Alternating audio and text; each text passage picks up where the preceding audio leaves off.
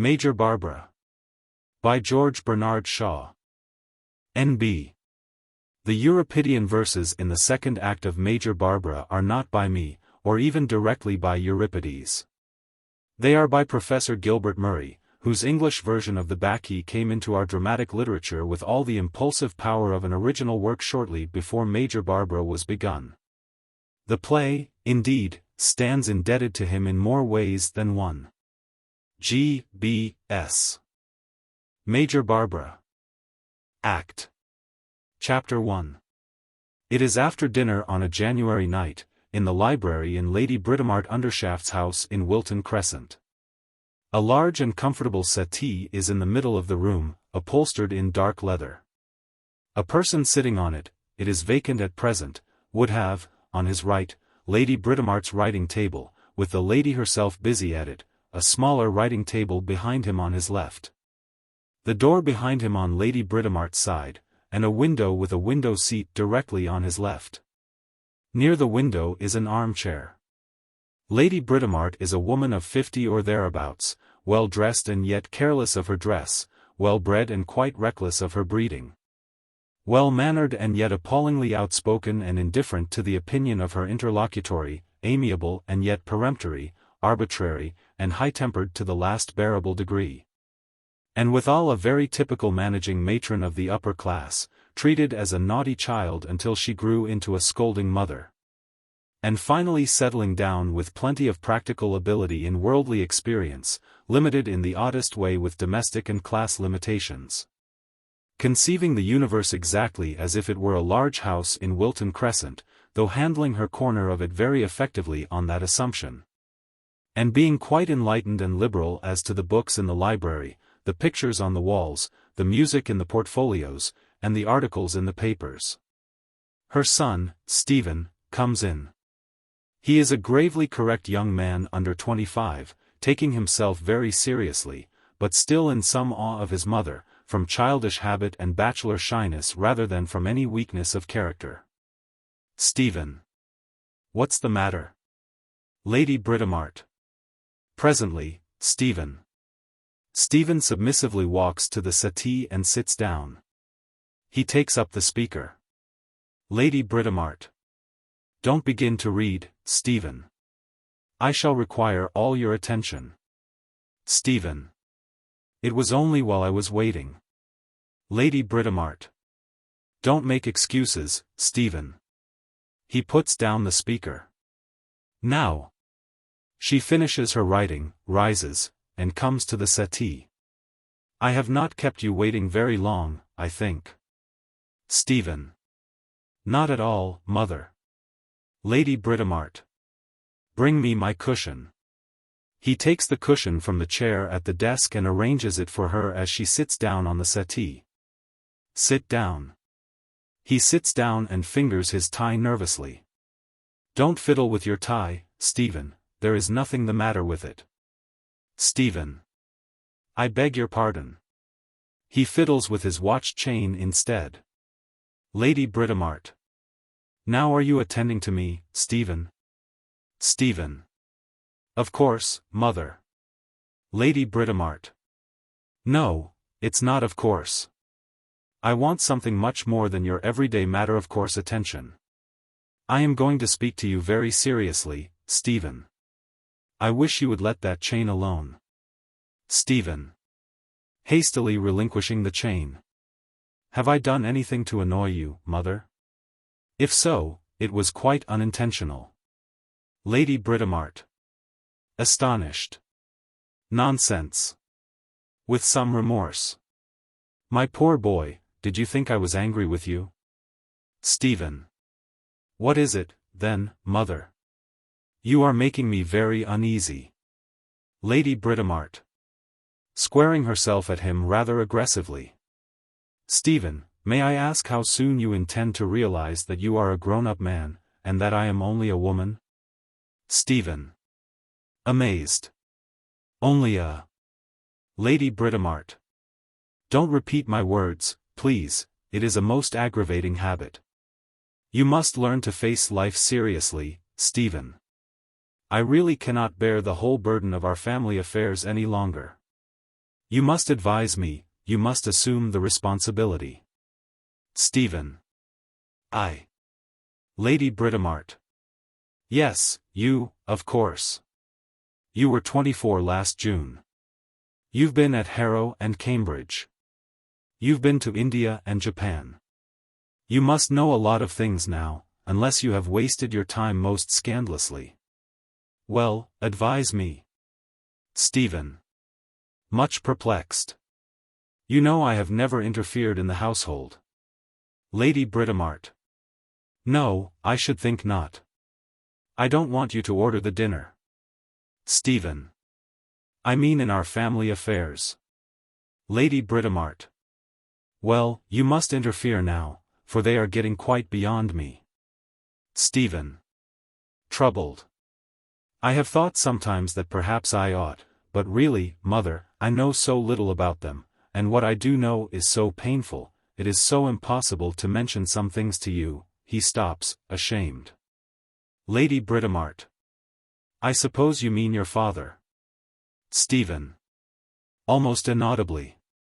Yes. Lady Britomart. My dear, we can't go on all our lives not mentioning him. Of course you were quite right not to open the subject until I asked you to, but you are old enough now to be taken into my confidence, and to help me to deal with him about the girls. Stephen. But the girls are all right. They are engaged. Lady Britomart. Complacently. Yes, I have made a very good match for Sarah. Charles Lomax will be a millionaire at 35. But that is 10 years ahead, and in the meantime his trustees cannot under the terms of his father's will allow him more than £800 a year. Stephen.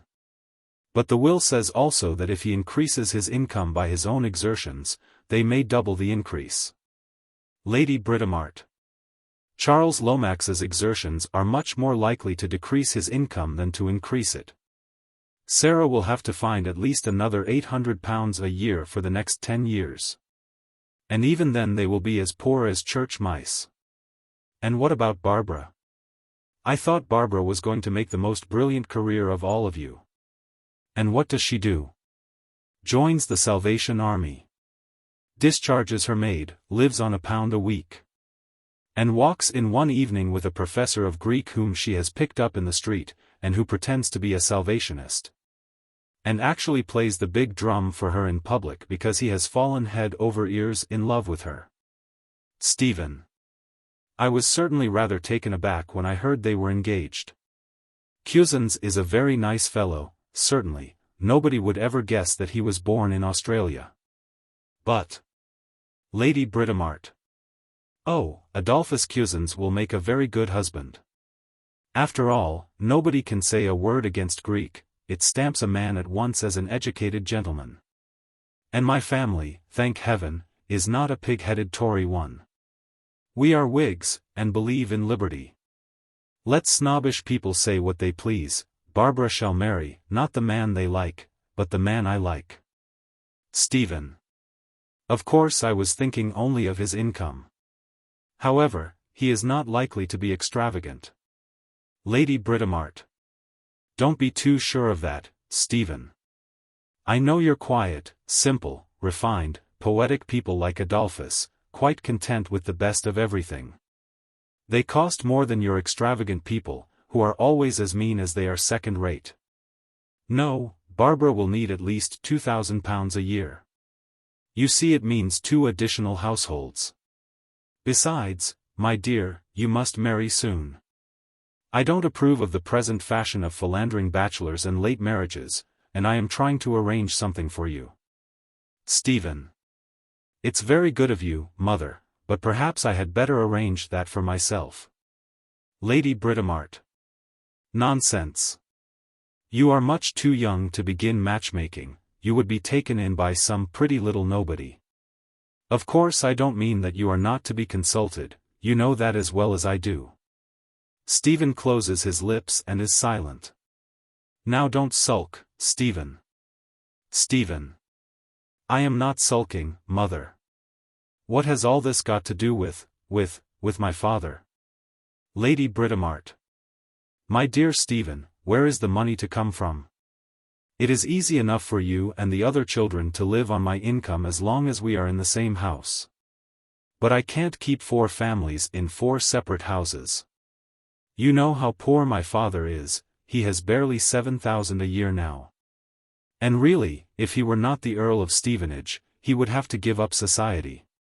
He can do nothing for us, he says, naturally enough, that it is absurd that he should be asked to provide for the children of a man who is rolling in money. You see, Stephen, your father must be fabulously wealthy, because there is always a war going on somewhere. Stephen. You need not remind me of that, mother. I have hardly ever opened a newspaper in my life without seeing our name in it. The Undershaft torpedo. The Undershaft quick firers. The Undershaft 10-inch. The Undershaft disappearing rampart gun. The Undershaft submarine. And now the Undershaft aerial battleship. At Harrow they called me the Woolwich infant. At Cambridge it was the same. A little brute at King's who was always trying to get up revivals, spoilt my Bible, your first birthday present to me, by writing under my name, son and heir to Undershaft and Lazarus. Death and destruction dealers, address, Christendom and Judea. But that was not so bad as the way I was kowtowed to everywhere because my father was making millions by selling cannons. Lady Britomart. It is not only the cannons, but the war loans that Lazarus arranges under cover of giving credit for the cannons. You know, Stephen, it's perfectly scandalous. Those 2 men, Andrew Undershaft and Lazarus, positively have Europe under their thumbs. That is why your father is able to behave as he does. He is above the law. Do you think Bismarck or Gladstone or Disraeli could have openly defied every social and moral obligation all their lives as your father has? They simply wouldn't have dared. I asked Gladstone to take it up. I asked the Times to take it up. I asked the Lord Chamberlain to take it up. But it was just like asking them to declare war on the Sultan. They wouldn't. They said they couldn't touch him. I believe they were afraid. Stephen. What could they do? He does not actually break the law.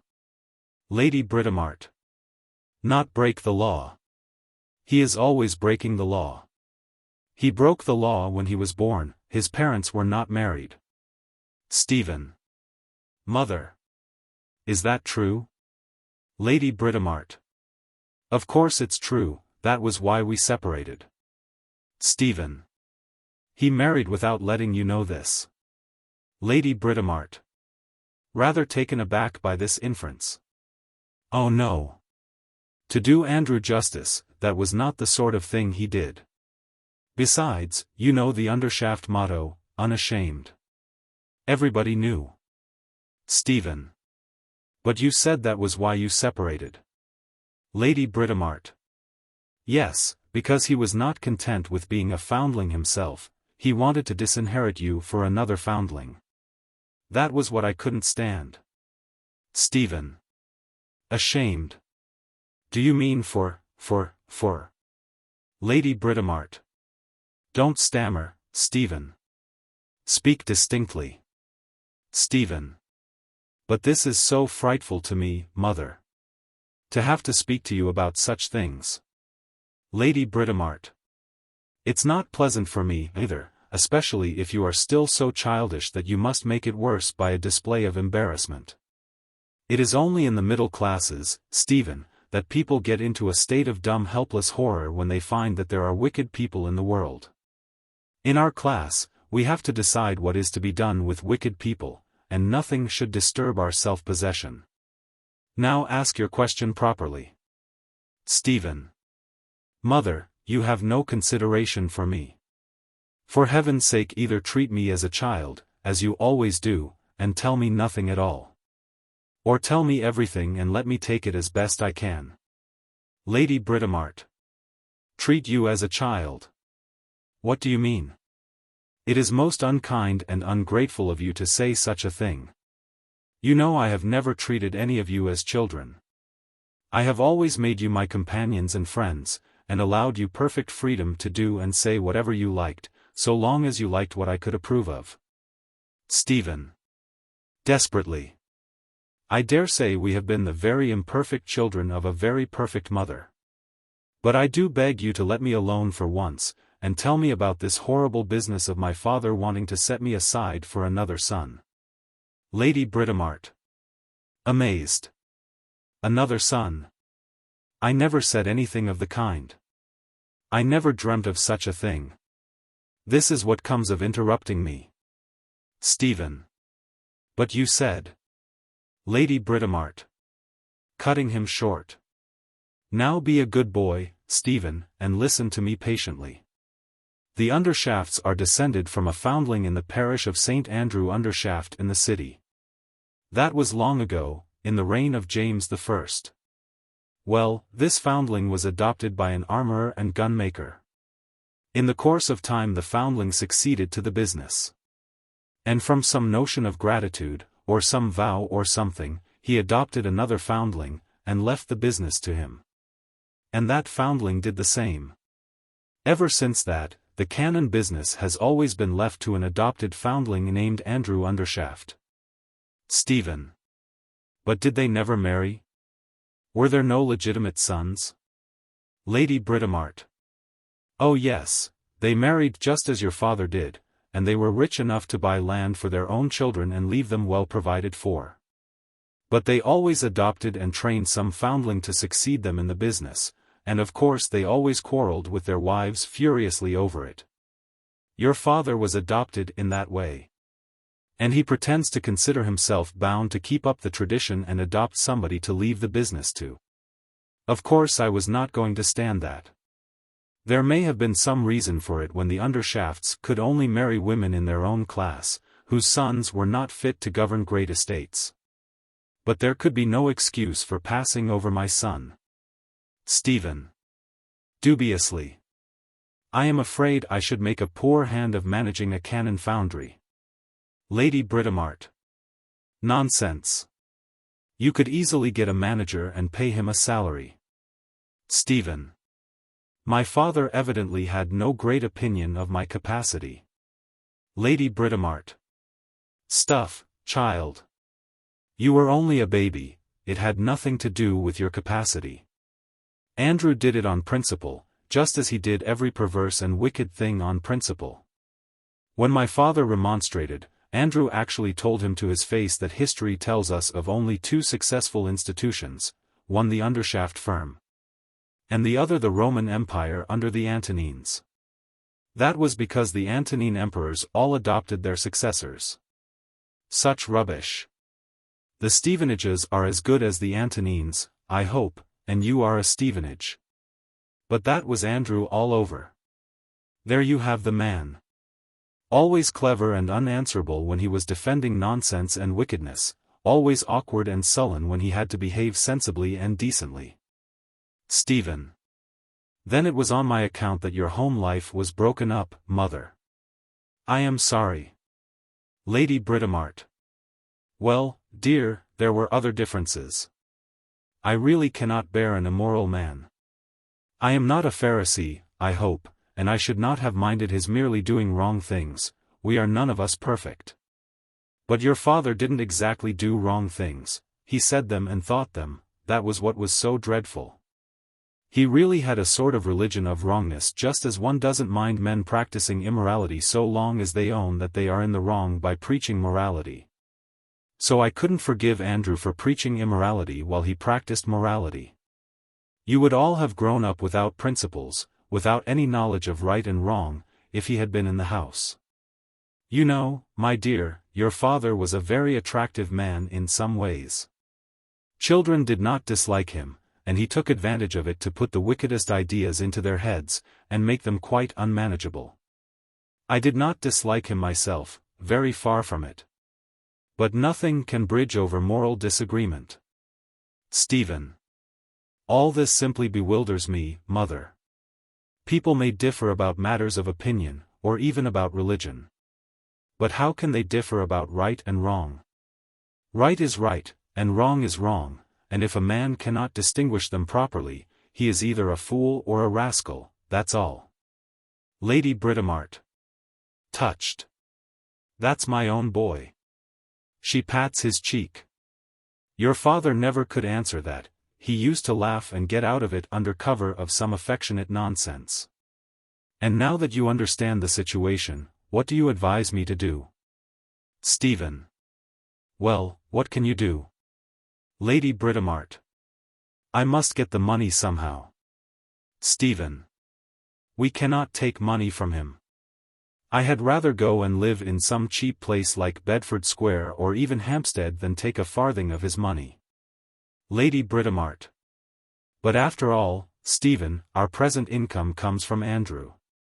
Stephen. Shocked. I never knew that. Lady Britomart. Well, you surely didn't suppose your grandfather had anything to give me. The Stevenages could not do everything for you. We gave you social position. Andrew had to contribute something. He had a very good bargain, I think. Stephen. Bitterly. We are utterly dependent on him and his cannons, then. Lady Britomart. Certainly not, the money is settled. But he provided it. So you see, it is not a question of taking money from him or not, it is simply a question of how much. I don't want any more for myself. Stephen. Nor do I. Lady Britomart. But Sarah does, and Barbara does. That is, Charles Lomax and Adolphus Cusins will cost them more. So I must put my pride in my pocket and ask for it, I suppose. That is your advice, Stephen, is it not? Stephen. No. Lady Britomart. Sharply. Stephen. Stephen. Of course, if you are determined. Lady Britomart. I am not determined, I ask your advice, and I am waiting for it. I will not have all the responsibility thrown on my shoulders. Stephen. Obstinately. I would die sooner than ask him for another penny. Lady Britomart. Resignedly. You mean that I must ask him? Very well, Stephen, it shall be as you wish. You will be glad to know that your grandfather concurs. But he thinks I ought to ask Andrew to come here and see the girls. After all, he must have some natural affection for them. Stephen. Ask him here. Lady Britomart. Do not repeat my words, Stephen. Where else can I ask him? Stephen. I never expected you to ask him at all. Lady Britomart. Now don't tease, Stephen. Come. You see that it is necessary that he should pay us a visit, don't you? Stephen. Reluctantly. I suppose so, if the girls cannot do without his money. Lady Britomart. Thank you, Stephen, I knew you would give me the right advice when it was properly explained to you. I have asked your father to come this evening. Stephen bounds from his seat. Don't jump, Stephen, it fidgets me. Stephen. In utter consternation. Do you mean to say that my father is coming here tonight, that he may be here at any moment? Lady Britomart. Looking at her watch. I said 9. He gasps. She rises. Ring the bell, please. Stephen goes to the smaller writing table, presses a button on it, and sits at it with his elbows on the table and his head in his hands, outwitted and overwhelmed. It is 10 minutes to 9 yet. And I have to prepare the girls. I asked Charles Lomax and Adolphus to dinner on purpose that they might be here. Andrew had better see them in case he should cherish any delusions as to their being capable of supporting their wives. The butler enters, Lady Britomart goes behind the settee to speak to him. Morrison, go up to the drawing room and tell everybody to come down here at once. Morrison withdraws. Lady Britomart turns to Stephen. Now remember, Stephen, I shall need all your countenance and authority. He rises and tries to recover some vestige of these attributes. Give me a chair, dear.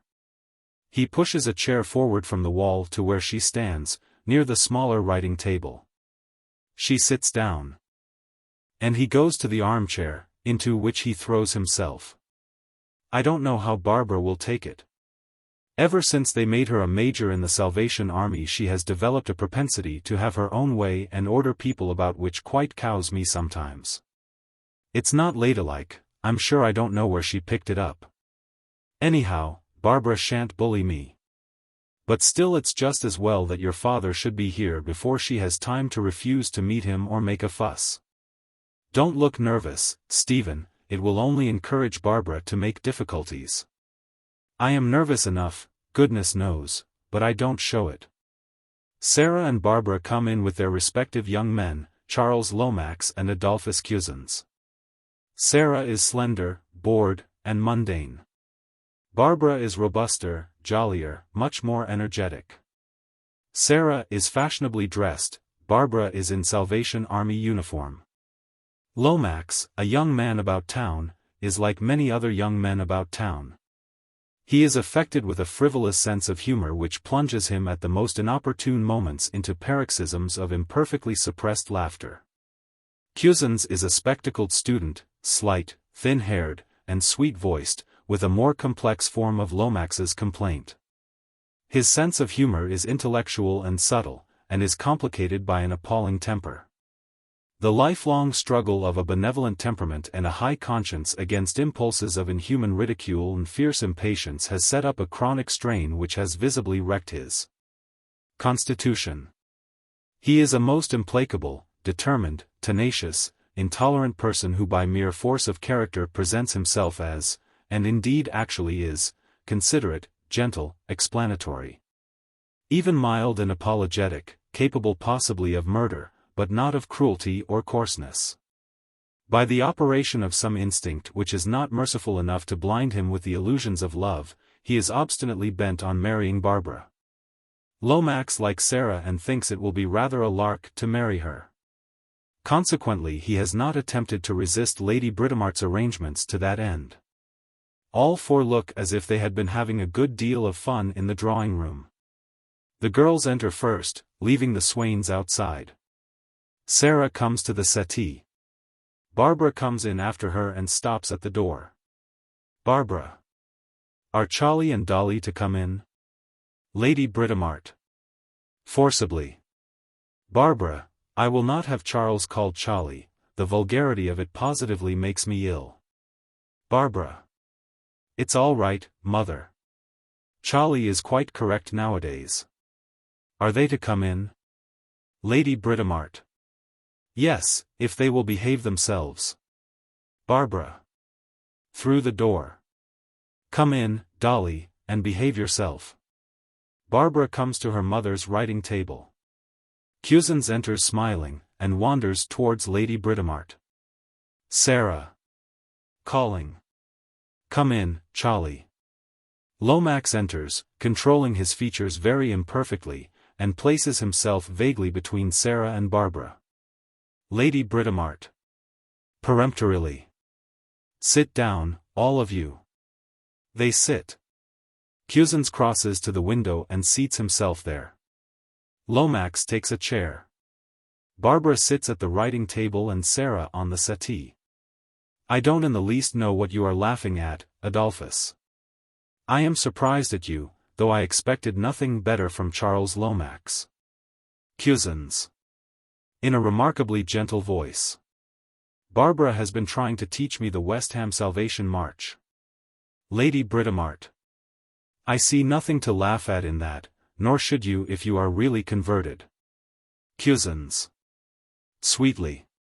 You were not present. It was really funny, I believe. Lomax. Ripping. Lady Britomart. Be quiet, Charles. Now listen to me, children. Your father is coming here this evening. General stupefaction. Lomax. Remonstrating. Oh, I say. Lady Britomart. You are not called on to say anything, Charles. Sarah. Are you serious, mother? Lady Britomart. Of course I am serious.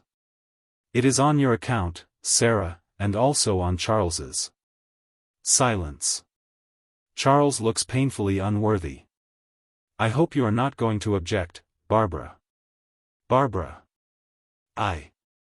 Why should I? My father has a soul to be saved like anybody else.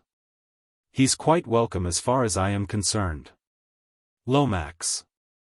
Still remonstrant. But really, don't you know? Oh, I say. Lady Britomart. Frigidly. What do you wish to convey, Charles? Lomax. Well, you must admit that this is a bit thick. Lady Britomart. Turning with ominous suavity to Cusins. Adolphus, you are a professor of Greek.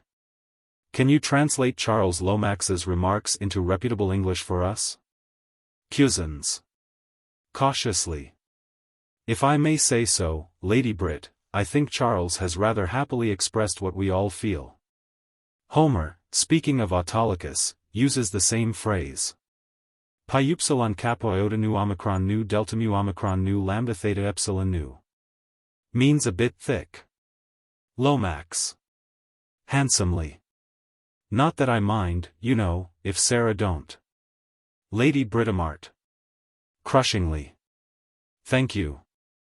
Have I your permission, Adolphus, to invite my own husband to my own house? Cusins. Gallantly. You have my unhesitating support in everything you do. Lady Britomart. Sarah, have you nothing to say? Sarah. Do you mean that he is coming regularly to live here? Lady Britomart. Certainly not. The spare room is ready for him if he likes to stay for a day or two and see a little more of you, but there are limits. Sarah. Well, he can't eat us, I suppose. I don't mind. Lomax. Chuckling. I wonder how the old man will take it. Lady Britomart. Much as the old woman will, no doubt, Charles. Lomax.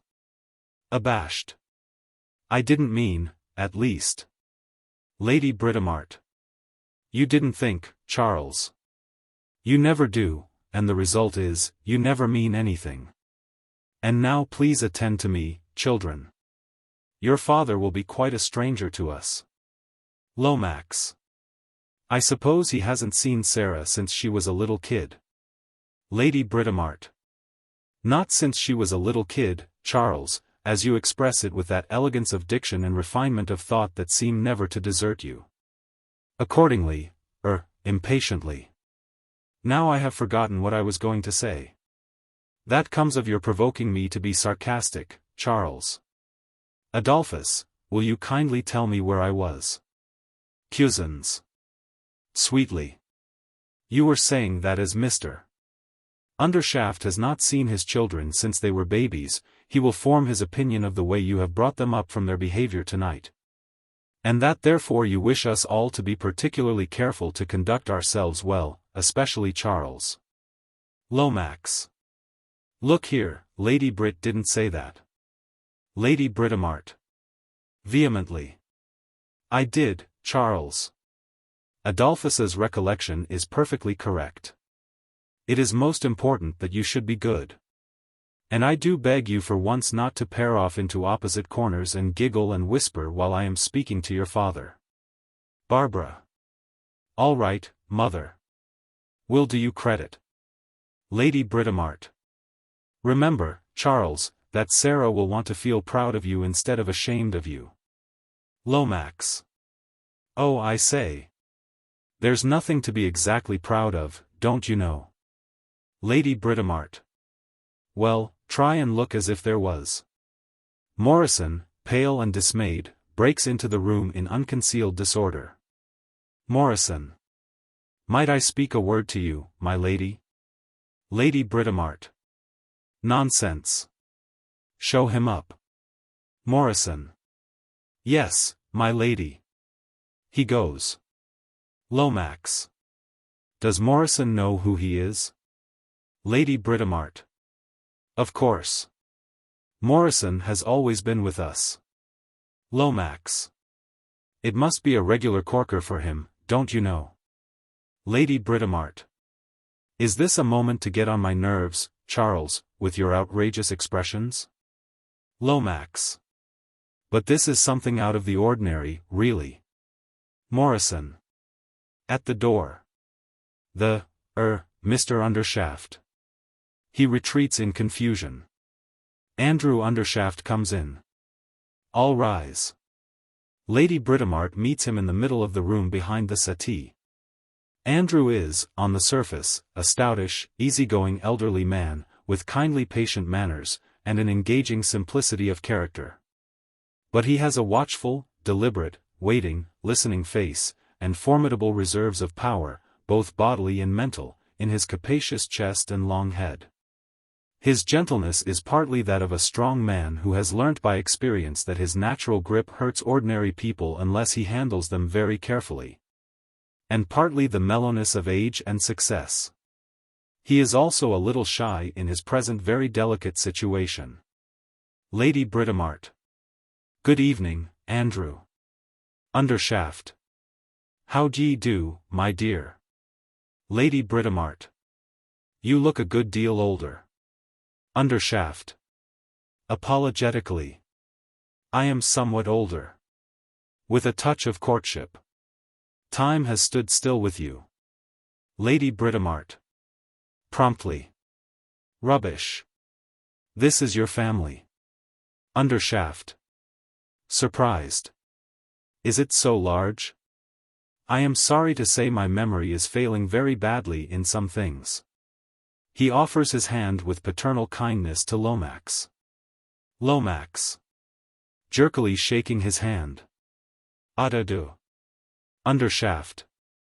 I can see you are my eldest. I am very glad to meet you again, my boy. Lomax. Remonstrating. No, but look here, don't you know, overcome. Oh, I say. Lady Britomart. Recovering from momentary speechlessness. Andrew, do you mean to say that you don't remember how many children you have? Undershaft. Well, I am afraid They have grown so much, Am I making any ridiculous mistake? I may as well confess, I recollect only one son. But so many things have happened since, of course, Lady Britomart. Decisively. Andrew, you are talking nonsense. Of course you have only one son. Undershaft. Perhaps you will be good enough to introduce me, my dear. Lady Britomart. That is Charles Lomax, who is engaged to Sarah. Undershaft. My dear sir, I beg your pardon. Lomax. Not at all. Delighted, I assure you. Lady Britomart. This is Stephen. Undershaft. Bowing. Happy to make your acquaintance, Mr. Stephen. Then going to Cusins. You must be my son. Taking Cusins' hands in his. How are you, my young friend? To Lady Britomart. He is very like you, my love. Cusins. You flatter me, Mr. Undershaft. My name is Cusins, engaged to Barbara. Very explicitly. That is Major Barbara Undershaft, of the Salvation Army. That is Sarah, your second daughter. This is Stephen Undershaft, your son. Undershaft. My dear Stephen, I beg your pardon. Stephen. Not at all. Undershaft. Mr. Cusins, I am much indebted to you for explaining so precisely. Turning to Sarah. Barbara, my dear. Sarah. Prompting him. Sarah. Undershaft. Sarah, of course. They shake hands. He goes over to Barbara. Barbara, I am right this time, I hope. Barbara. Quite right. They shake hands. Lady Britomart. Resuming command. Sit down, all of you. Sit down, Andrew. She comes forward and sits on the settle. Cusins also brings his chair forward on her left. Barbara and Stephen resume their seats. Lomax gives his chair to Sarah and goes for another. Undershaft. Thank you, my love. Lomax. Conversationally, as he brings a chair forward between the writing table and the settee, and offers it to Undershaft. Takes you some time to find out exactly where you are, don't it? Undershaft. Accepting the chair. That is not what embarrasses me, Mr. Lomax. My difficulty is that if I play the part of a father, I shall produce the effect of an intrusive stranger. And if I play the part of a discreet stranger, I may appear a callous father. Lady Britomart. There is no need for you to play any part at all, Andrew. You had much better be sincere and natural. Undershaft. Submissively. Yes, my dear, I dare say that will be best. Making himself comfortable. Well, here I am. Now what can I do for you all? Lady Britomart. You need not do anything, Andrew. You are one of the family. You can sit with us and enjoy yourself. Lomax's too long suppressed mirth explodes in agonized neighings. Lady Britomart. Outraged. Charles Lomax, if you can behave yourself, behave yourself. If not, leave the room. Lomax. I'm awfully sorry, Lady Brit, but really, you know, upon my soul. He sits on the settee between Lady Britomart and Undershaft, quite overcome. Barbara. Why don't you laugh if you want to, Charlie? It's good for your inside. Lady Britomart. Barbara, you have had the education of a lady. Please let your father see that, and don't talk like a street girl. Undershaft. Never mind me, my dear. As you know, I am not a gentleman, and I was never educated. Lomax. Encouragingly. Nobody'd know it, I assure you. You look all right, you know. Cusins. Let me advise you to study Greek, Mr. Undershaft. Greek scholars are privileged men. Few of them know Greek, and none of them know anything else, but their position is unchallengeable. Other languages are the qualifications of waiters and commercial travelers. Greek is to a man of position what the hallmark is to silver. Barbara. Dolly, don't be insincere. Charlie, fetch your concertina and play something for us. Lomax. Doubtfully to Undershaft. Perhaps that sort of thing isn't in your line, eh? Undershaft. I am particularly fond of music. Lomax. Delighted. Are you? Then I'll get it. He goes upstairs for the instrument. Undershaft. Do you play, Barbara? Barbara. Only the tambourine. But Charlie's teaching me the concertina. Undershaft. Is Charlie also a member of the Salvation Army? Barbara. No, he says it's bad form to be a dissenter. But I don't despair of Charlie. I made him come yesterday to a meeting at the dock gates, and take the collection in his hat. Lady Britomart. It is not my doing, Andrew. Barbara is old enough to take her own way. She has no father to advise her. Barbara. Oh yes, she has. There are no orphans in the Salvation Army. Undershaft. Your father there has a great many children and plenty of experience, eh? Barbara. Looking at him with quick interest and nodding. Just so. How did you come to understand that? Lomax is heard at the door trying the concertina. Lady Britomart. Come in, Charles. Play us something at once. Lomax. Righto. He sits down in his former place, and preludes. Undershaft. One moment, Mr. Lomax. I am rather interested in the Salvation Army. Its motto might be my own, blood and fire. Lomax. Shocked. But not your sort of blood and fire, you know. Undershaft. My sort of blood cleanses, my sort of fire purifies. Barbara. So do ours. Come down tomorrow to my shelter, the West Ham shelter, and see what we're doing. We're going to march to a great meeting in the Assembly Hall at Mile End. Come and see the shelter and then march with us, it will do you a lot of good. Can you play anything? Undershaft. In my youth I earned pennies, and even shillings occasionally, in the streets and in public house parlors by my natural talent for step dancing. Later on, I became a member of the Undershaft Orchestral Society, and performed passably on the tenor trombone. Lomax. Scandalized. Oh, I say. Barbara. Many a sinner has played himself into heaven on the trombone, thanks to the army. Lomax. To Barbara, still rather shocked. Yes, but what about the canon business, don't you know? To Undershaft.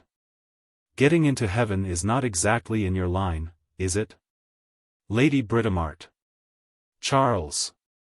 Lomax. Well, but it stands to reason, don't it? The canon business may be necessary and all that, we can't get on without canons, but it isn't right, you know. On the other hand, there may be a certain amount of tosh about the Salvation Army. I belong to the established church myself, but still you can't deny that it's religion. And you can't go against religion, can you? At least unless you're downright immoral, don't you know? Undershaft. You hardly appreciate my position, Mr. Lomax. Lomax. Hastily. I'm not saying anything against you personally, you know. Undershaft. Quite so, quite so. But consider for a moment. Here I am, a manufacturer of mutilation and murder. I find myself in a specially amiable humor just now because, this morning, down at the foundry, we blew 27 dummy soldiers into fragments with a gun which formerly destroyed only 13. Lomax. Leniently. Well, the more destructive war becomes, the sooner it will be abolished, eh? Undershaft. Not at all. The more destructive war becomes the more fascinating we find it. No, Mr. Lomax, I am obliged to you for making the usual excuse for my trade, but I am not ashamed of it. I am not one of those men who keep their morals and their business in watertight compartments. All the spare money my trade rivals spend on hospitals, cathedrals and other receptacles for conscience money, I devote to experiments and researches in improved methods of destroying life and property. I have always done so, and I always shall. Therefore your Christmas card moralities of peace on earth and goodwill among men are of no use to me.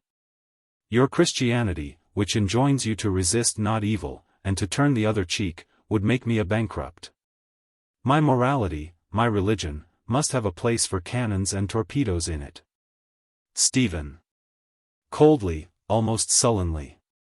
You speak as if there were half a dozen moralities and religions to choose from, instead of one true morality and one true religion. Undershaft. For me there is only one true morality, but it might not fit you, as you do not manufacture aerial battleships. There is only one true morality for every man. But every man has not the same true morality. Lomax. Overtaxed. Would you mind saying that again? I didn't quite follow it. Cusins. It's quite simple. As Euripides says, one man's meat is another man's poison morally as well as physically. Undershaft. Precisely. Lomax. Oh, that. Yes, yes, yes. True. True. Stephen. In other words, some men are honest and some are scoundrels. Barbara. Bosh. There are no scoundrels. Undershaft. Indeed? Are there any good men? Barbara. No. Not one. There are neither good men nor scoundrels, there are just children of one father, and the sooner they stop calling one another names the better. You needn't talk to me, I know them. I've had scores of them through my hands, scoundrels, criminals, infidels, philanthropists, missionaries, county councillors, all sorts. They're all just the same sort of sinner. And there's the same salvation ready for them all. Undershaft. May I ask, have you ever saved a maker of cannons? Barbara. No. Will you let me try? Undershaft. Well, I will make a bargain with you. If I go to see you tomorrow in your salvation shelter, will you come the day after to see me in my cannon works? Barbara. Take care. It may end in your giving up the cannons for the sake of the Salvation Army. Undershaft. Are you sure it will not end in your giving up the Salvation Army for the sake of the cannons? Barbara.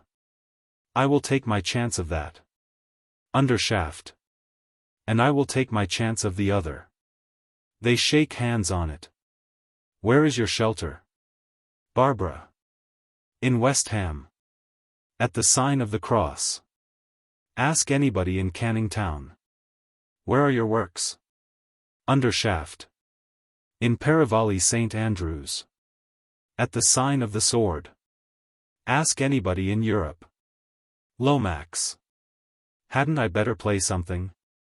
Barbara. Yes. Give us, Onward, Christian Soldiers. Lomax. Well, that's rather a strong order to begin with, don't you know? Suppose I sing, Thou art passing hence, my brother. It's much the same tune. Barbara. It's too melancholy. You get saved, Charlie. And you'll pass hence, my brother, without making such a fuss about it. Lady Britomart. Really, Barbara, you go on as if religion were a pleasant subject. Do have some sense of propriety. Undershaft. I do not find it an unpleasant subject, my dear. It is the only one that capable people really care for. Lady Britomart. Looking at her watch. Well, if you are determined to have it, I insist on having it in a proper and respectable way. Charles, ring for prayers. General amazement. Stephen rises in dismay. Lomax. Rising. Oh, I say. Undershaft. Rising. I am afraid I must be going. Lady Britomart. You cannot go now, Andrew, it would be most improper. Sit down. What will the servants think? Undershaft. My dear, I have conscientious scruples. May I suggest a compromise? If Barbara will conduct a little service in the drawing-room, with Mr. Lomax as organist, I will attend it willingly. I will even take part, if a trombone can be procured. Lady Britomart. Don't mock, Andrew. Undershaft. Shocked, to Barbara. You don't think I am mocking, my love, I hope. Barbara. No, of course not, and it wouldn't matter if you were. Half the army came to their first meeting for a lark. Rising. Come along. Come, Dolly. Come, Charlie. She goes out with Undershaft, who opens the door for her. Cusins rises. Lady Britomart. I will not be disobeyed by everybody. Adolphus, sit down. Charles, you may go. You are not fit for prayers, you cannot keep your countenance. Lomax. Oh, I say. He goes out. Lady Britomart. Continuing. But you, Adolphus, can behave yourself if you choose to. I insist on your staying. Cusins. My dear Lady Brit, there are things in the family prayer book that I couldn't bear to hear you say. Lady Britomart. What things, pray? Cusins. Well, you would have to say before all the servants that we have done things we ought not to have done, and left undone things we ought to have done, and that there is no health in us. I cannot bear to hear you doing yourself such an unjust ice, and Barbara such an injustice. As for myself, I flatly deny it, I have done my best. I shouldn't dare to marry Barbara, I couldn't look you in the face, if it were true. So I must go to the drawing-room. Lady Britomart. Offended. Well, go. He starts for the door. And remember this, Adolphus, he turns to listen. I have a very strong suspicion that you went to the Salvation Army to worship Barbara and nothing else. And I quite appreciate the very clever way in which you systematically humbug me. I have found you out. Take care Barbara doesn't. That's all. Cusins. With unruffled sweetness. Don't tell on me. He goes out. Lady Britomart.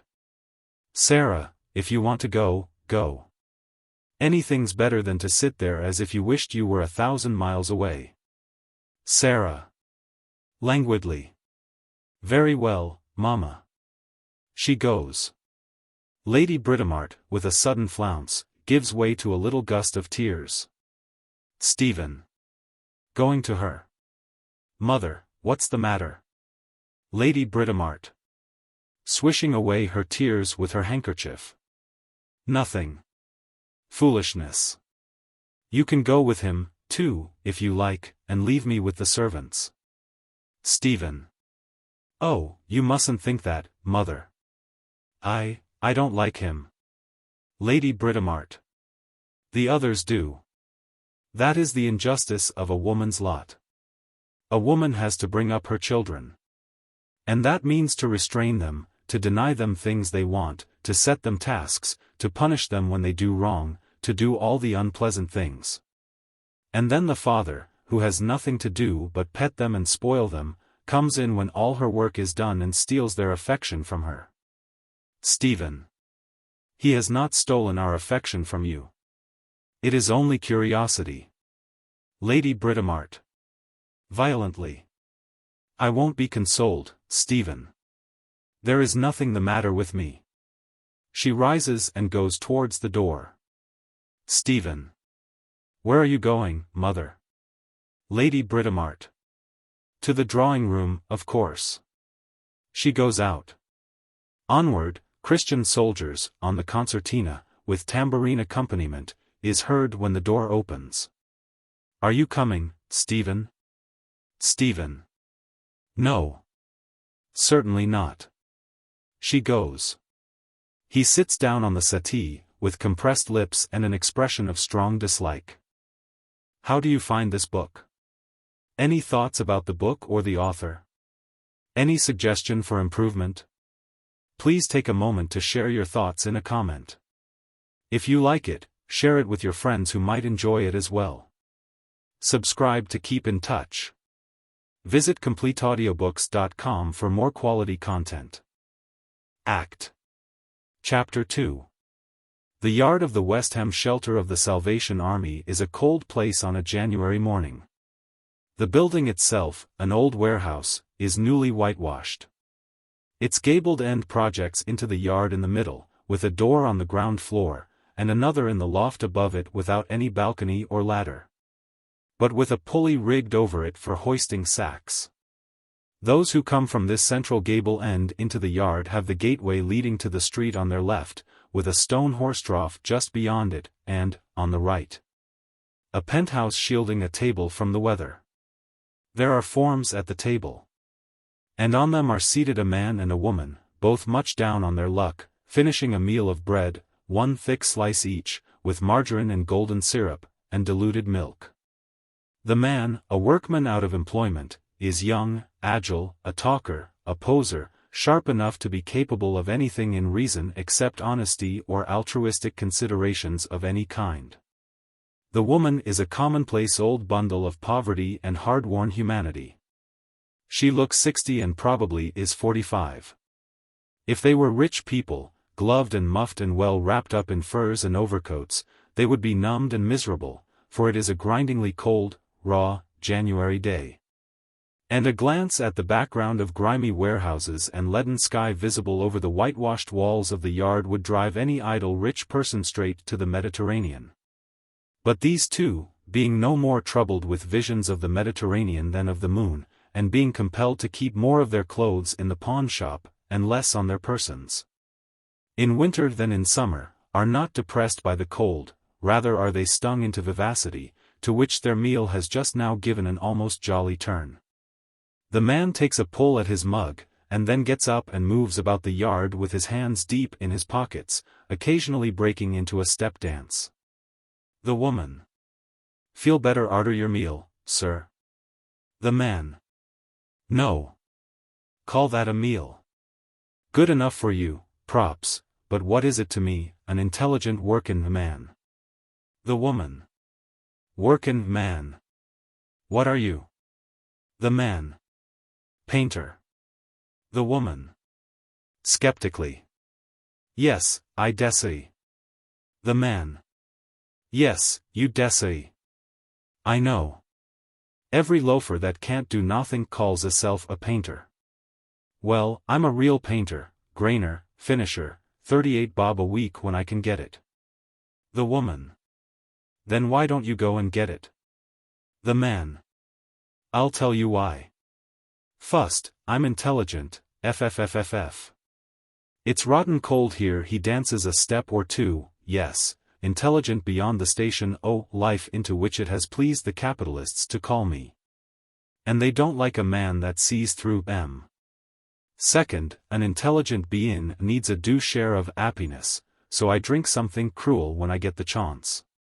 Third, I stand by my class and do as little as I can so's to leave arf the job for me fellow workers.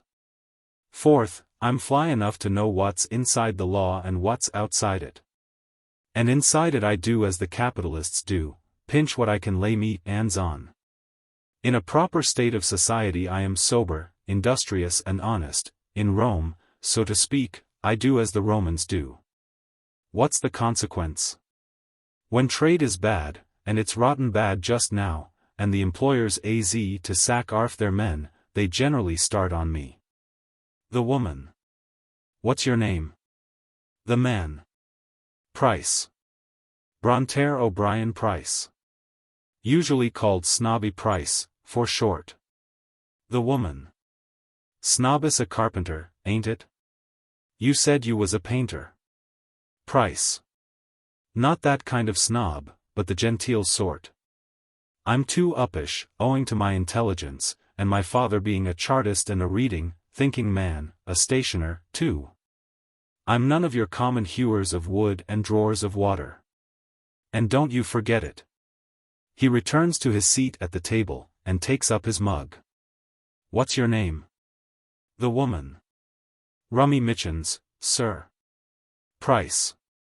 Quaffing the remains of his milk to her. Your health, Miss Mitchins. Rummy. Correcting him. Mrs. Mitchins. Price. What? Oh rummy, rummy. Respectable married woman, rummy, gidden rescued by the Salvation Army by pretendin' to be a bad same old game. Rummy. What am I to do? I can't starve. Them Salvation lasses is dear good girls, but the better you are, the worse they likes to think you were before they rescued you. Why shouldn't they av a bit credit, poor loves? They're worn to rags by their work. And where would they get the money to rescue us if we was to let on we're no worse than other people? You know what ladies and gentlemen are. Price. Thievin' swine. Wish I 'ad their job, rummy, all the same. What does rummy stand for? Pet name props? Rummy. Short for Romola. Price. For what?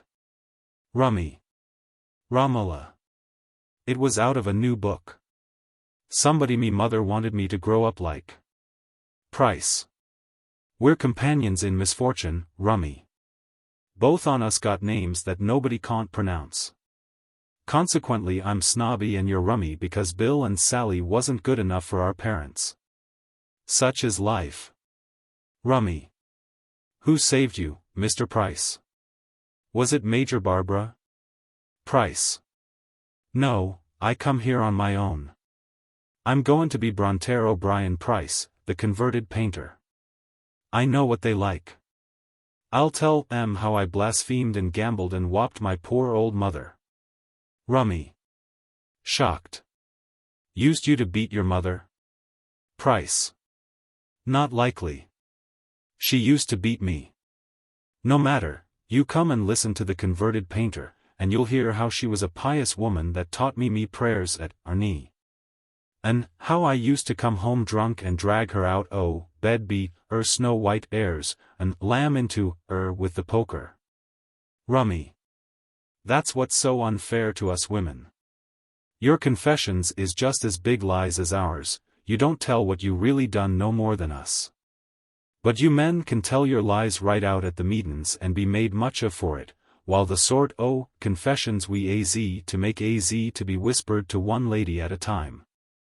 It ain't right, spite of all their piety. Price. Right. Do you s'pose the army'd be allowed if it went and did right? Not much.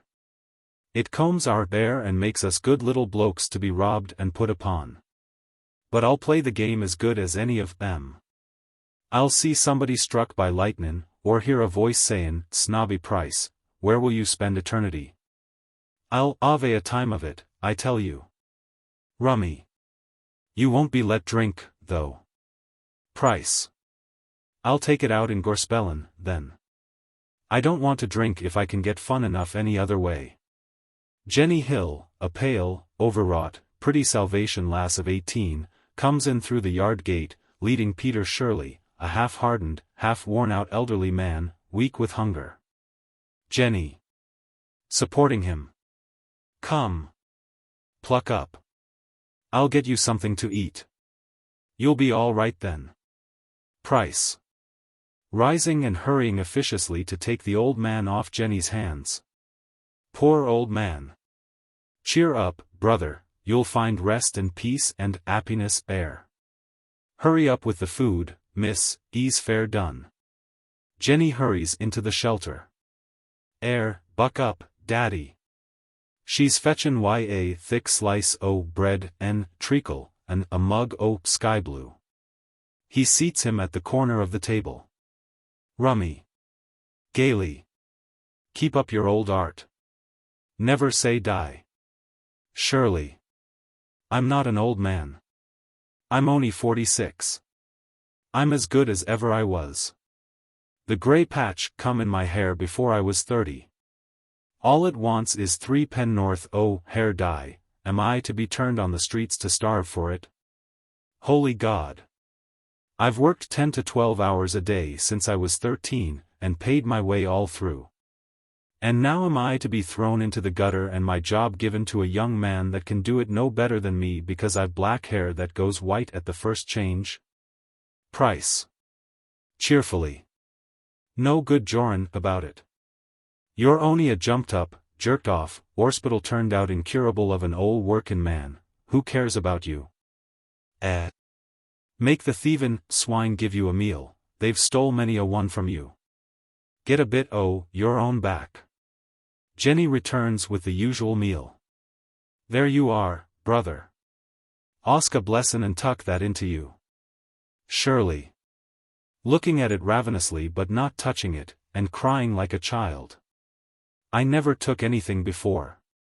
Jenny. Petting him. Come, come. The Lord sends it to you, he wasn't above taking bread from his friends, and why should you be? Besides, when we find you a job you can pay us for it if you like. Surely. Eagerly. Yes, yes, that's true. I can pay you back, it's only a loan. Shivering. Oh Lord. Oh Lord. He turns to the table and attacks the meal ravenously. Jenny. Well, Rummy, are you more comfortable now? Rummy. God bless you, lovey. You've fed my body and saved my soul, haven't you? Jenny, touched, kisses her. Sit down and rest a bit, you must be ready to drop. Jenny. I've been going hard since morning. But there's more work than we can do. I mustn't stop. Rummy. Try a prayer for just 2 minutes. You'll work all the better after. Jenny. Her eyes lighting up. Oh, isn't it wonderful how a few minutes prayer revives you? I was quite light-headed at 12 o'clock, I was so tired.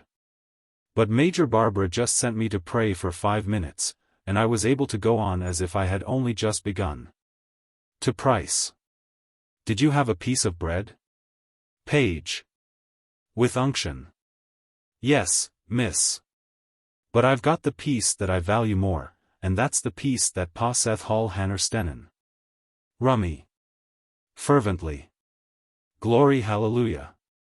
Bill Walker, a rough customer of about 25, appears at the yard gate and looks malevolently at Jenny.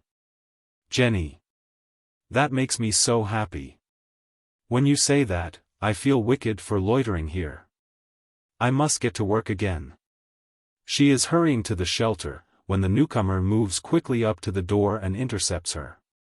His manner is so threatening that she retreats as he comes at her truculently, driving her down the yard. Bill. I know you. You're the one that took away my girl. You're the one that set agin me. Well, I'm goin' to AV out.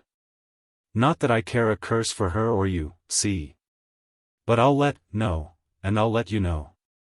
I'm goin' to give a doin' that'll teach to cut away from me. Now in with you and tell to come out afore I come in and kick out. Tell Bill Walker wants She'll know what that means, and if she keeps me waitin', it'll be worse. You stop to jaw back at me, and I'll start on you, d'ye hear? There's your way. In you go. He takes her by the arm and slings her towards the door of the shelter. She falls on her hand and knee. Rummy helps her up again. Price. Rising, and venturing irresolutely towards Bill. Easy there, mate. She ain't doin' you no harm. Bill. Who are you callin' mate? Standing over him threateningly. You're goin' to stand up for her, are you? Put up your hands. Rummy. Running indignantly to him to scold him. Oh, you great brute, he instantly swings his left hand back against her face. She screams and reels back to the trough, where she sits down, covering her bruised face with her hands and rocking and moaning with pain. Jenny. Going to her. Oh God forgive you. How could you strike an old woman like that? Bill. Seizing her by the hair so violently that she also screams, and tearing her away from the old woman. You God forgive me again and I'll God forgive you one on the jaw that'll stop you prayin' for a week. Holding her and turning fiercely on Price. Av you anything to say agin it? Price. Intimidated. No, matey, she ain't anything to do with me. Bill. Good job for you. I'd put 2 meals into you and fight you with 1 finger after, you starved cur. To Jenny. Now are you goin' to fetch out Mog Habijam, or am I to knock your face off you and fetch her myself? Jenny. Writhing in his grasp.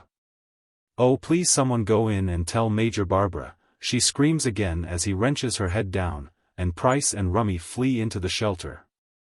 Bill. You want to go in and tell your major of me, do you? Jenny. Oh please don't drag my hair. Let me go. Bill. Do you or don't you? She stifles a scream. Yes or no? Jenny. God give me strength. Bill. Striking her with his fist in the face. Go and show her that, and tell her if she wants one like it to come and interfere with me. Jenny, crying with pain, goes into the shed. He goes to the form and addresses the old man. Here, finish your mess, and get out my way. Shirley. Springing up and facing him fiercely, with the mug in his hand. You take a liberty with me, and I'll smash you over the face with the mug and cut your eye out. Ain't you satisfied, young whelps like you, with talking the bread out the mouths of your elders that have brought you up and slaved for you? But you must come shove in and cheek in and bullying in here, where the bread charity is sickenin' in our stomachs? Bill. Contemptuously, but backing a little. What good are you, you old palsy mug? What good are you? Shirley. As good as you and better. I'll do a day's work agin you or any fat young soaker of your age. Go and take my job at Horrocks', where I worked for 10 years. They want young men there, they can't afford to keep men over 45. They're very sorry, give you a character and happy to help you to get anything suited to your years, sure a steady man won't be long out of a job. Well, let 'em try you. They'll find the differ. What do you know? Not as much as how to behave yourself, layin' your dirty fist across the mouth of a respectable woman. Bill. Don't provoke me to lay it across yours, d'ye hear? Shirley. With blighting contempt. Yes, you like an old man to hit, don't you, when you've finished with the women? I ain't seen you hit a young one yet. Bill. Stung. You lie, you old soup kitchener, you. There was a young man here. Did I offer to hit him or did I not? Shirley. Was he starvin' or was he not? Was he a man or only a cross-eyed thief and a loafer? Would you hit my son-in-law's brother? Bill. Who's he? Shirley. Todger Fairmile o' Ball's Pond. Him that won 20 pounds off the Japanese wrestler at the music hall by standin' out 17 minutes 4 seconds agin him. Bill. Sullenly. I'm no music hall wrestler. Can he box? Shirley. Yes, and you can't. Bill. What? I can't I? What's that you say? Threatening him. Shirley. Not budging an inch. Will you box Todger Fairmile if I put him on to you? Say the word. Bill. Subsiding with a slouch. I'll stand up to any man alive, if he was 10 Todger Fairmiles. But I don't set up to be a professional.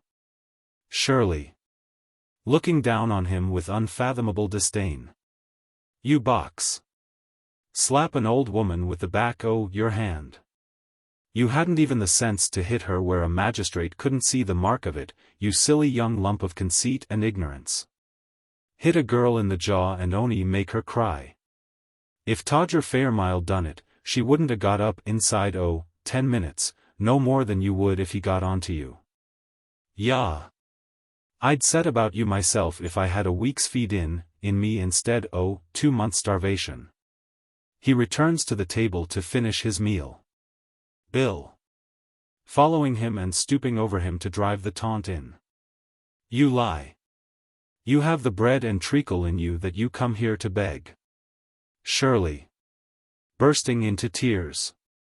Oh God. It's true, I'm only an old pauper on the scrap heap. Furiously. But you'll come to it yourself, and then you'll know. You'll come to it sooner than a teetotaler like me, fillin' yourself with gin at this hour o' the mornin'. Bill. I'm no gin drinker, you old liar. But when I want to give my girl a bloomin' good idin', I like to be a bit devil in me, see?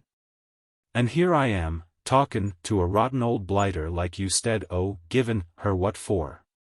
Working himself into a rage. I'm goin' in there to fetch her out. He makes vengefully for the shelter door.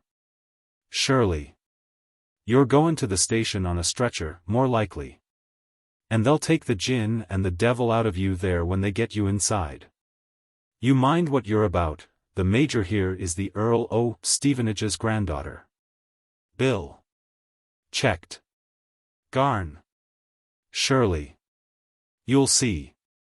Bill. His resolution oozing. Well, I ain't done nothin' to her. Shirley.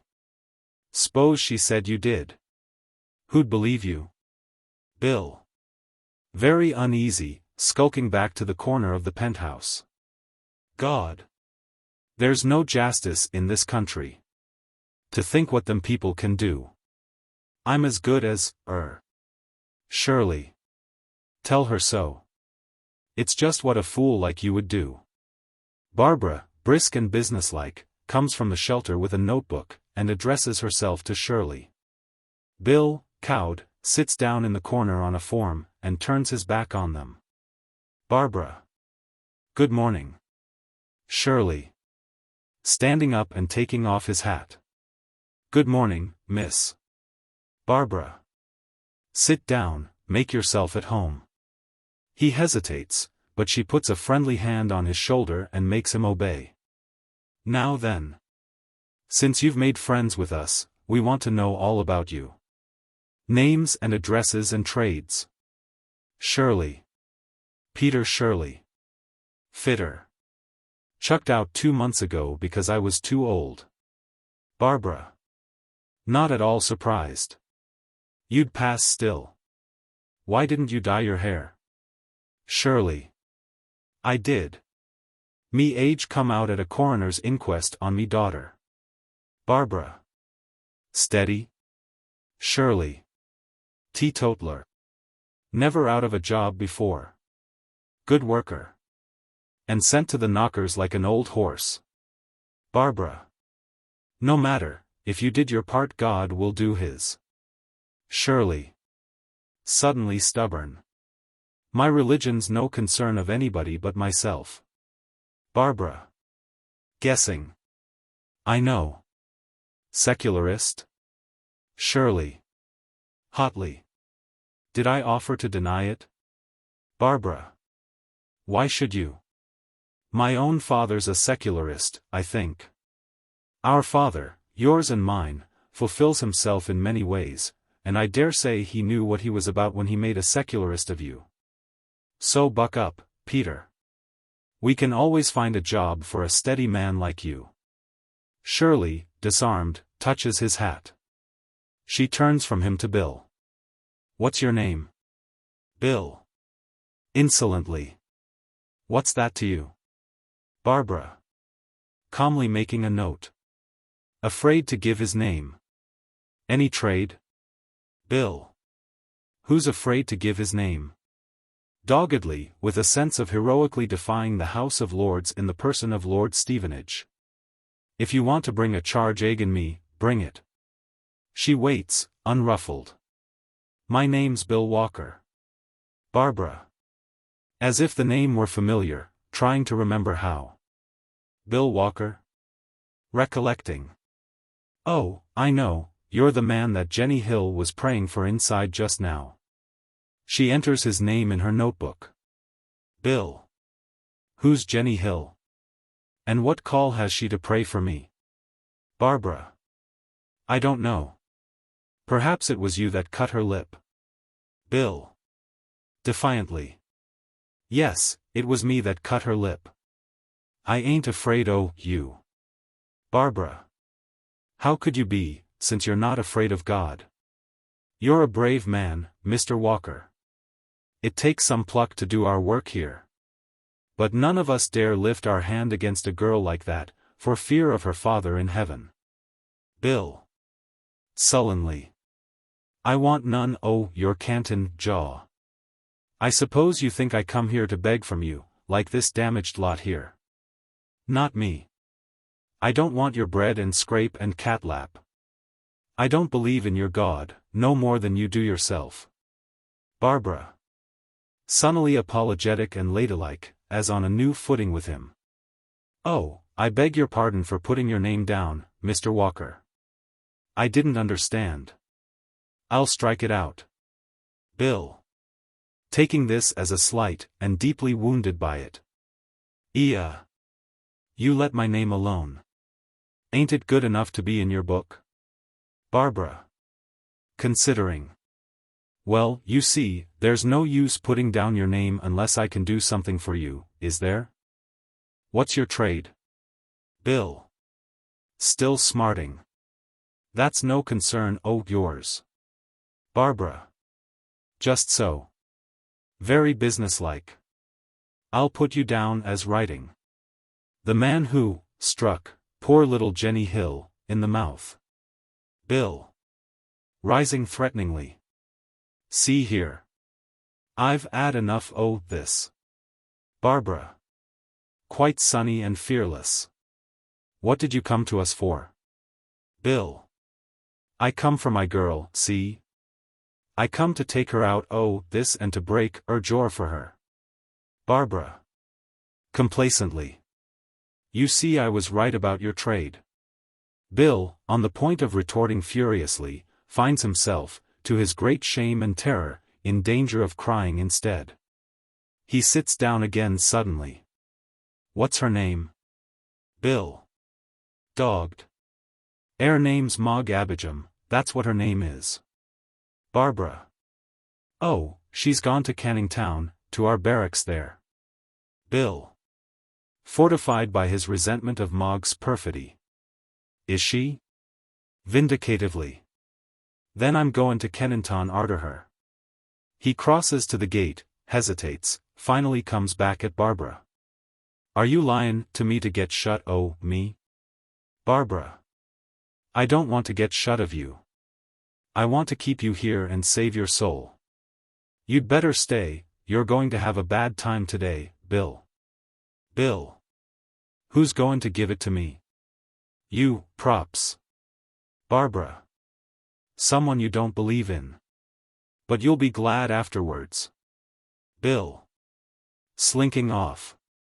I'll go to Kennington to be out o' the reach o' your tongue. Suddenly turning on her with intense malice. And if I don't find Mog there, I'll come back and do 2 years for you, s'help me God if I don't. Barbara. A shade kindlier, if possible. It's no use, Bill. She's got another bloke. Bill. What? Barbara. One of her own converts. He fell in love with her when he saw her with her soul saved, and her face clean, and her hair washed. Bill. Surprised. What 'ud she wash it for, the carroty slut? It's red. Barbara. It's quite lovely now, because she wears a new look in her eyes with it. It's a pity you're too late. The new bloke has put your nose out of joint, Bill. Bill. I'll put his nose out o' joint for him. Not that I care a curse for her, mind that. But I'll teach her to drop me as if I was dirt. And I'll teach him to meddle with my Judy. What's his bleedin' name? Barbara. Sergeant Todger Fairmile. Shirley.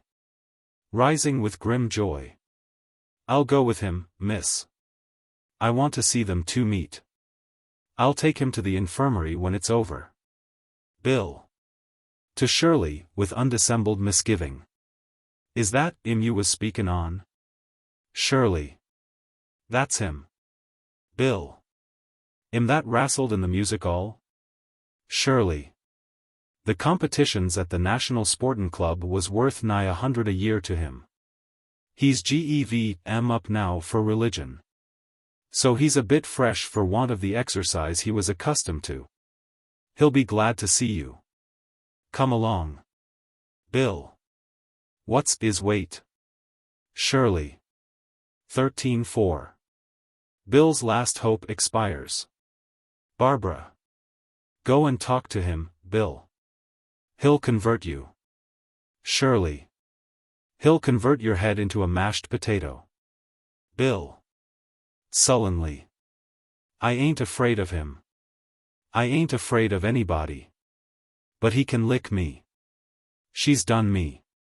He sits down moodily on the edge of the horse trough. Shirley. You ain't goin'. I thought not. He resumes his seat. Barbara. Calling. Jenny. Jenny. Appearing at the shelter door with a plaster on the corner of her mouth. Yes, Major. Barbara. Send Rummy Mitchens out to clear away here. Jenny. I think she's afraid. Barbara. Her resemblance to her mother flashing out for a moment. Nonsense. She must do as she's told. Jenny. Calling into the shelter. Rummy, the Major says you must come. Jenny comes to Barbara, purposely keeping on the side next Bill, lest he should suppose that she shrank from him or bore malice. Barbara. Poor little Jenny. Are you tired? Looking at the wounded cheek. Does it hurt? Jenny. No, it's all right now. It was nothing. Barbara. Critically. It was as hard as he could hit, I expect. Poor Bill. You don't feel angry with him, do you? Jenny.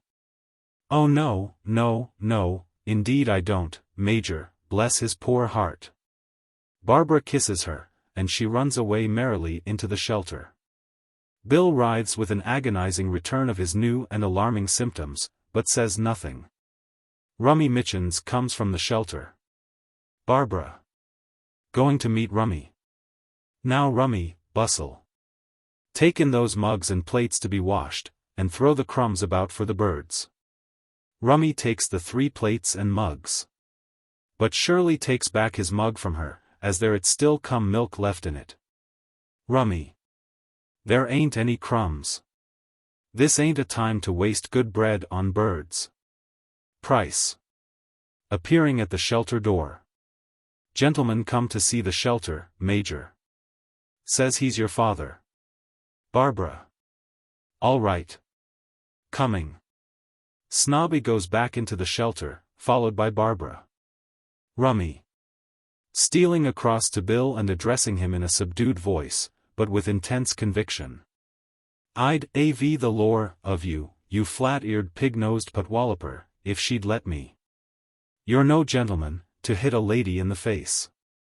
Bill, with greater things moving in him, takes no notice. Shirley. Following her. Here. In with you and don't get yourself into more trouble by talking. Rummy. With hauteur. I ain't 'ad the pleasure o' being hintroduced to you, as I can remember. She goes into the shelter with the plates. Bill. Savagely. Don't you talk to me, d'ye hear? You leave me alone, or I'll do you a mischief. I'm not dirt under your feet, anyway. Shirley. Calmly. Don't you be afeard. You ain't such prime company that you need expect to be sought after. He is about to go into the shelter when Barbara comes out, with Undershaft on her right. Barbara. Oh, there you are, Mr. Shirley. Between them. This is my father. I told you he was a secularist, didn't I? Perhaps you'll be able to comfort one another. Undershaft. Startled. A secularist. Not the least in the world, on the contrary, a confirmed mystic. Barbara. Sorry, I'm sure. By the way, Papa, what is your religion, in case I have to introduce you again? Undershaft. My religion? Well, my dear, I am a millionaire. That is my religion. Barbara. Then I'm afraid you and Mr. Shirley won't be able to comfort one another after all. You're not a millionaire, are you, Peter?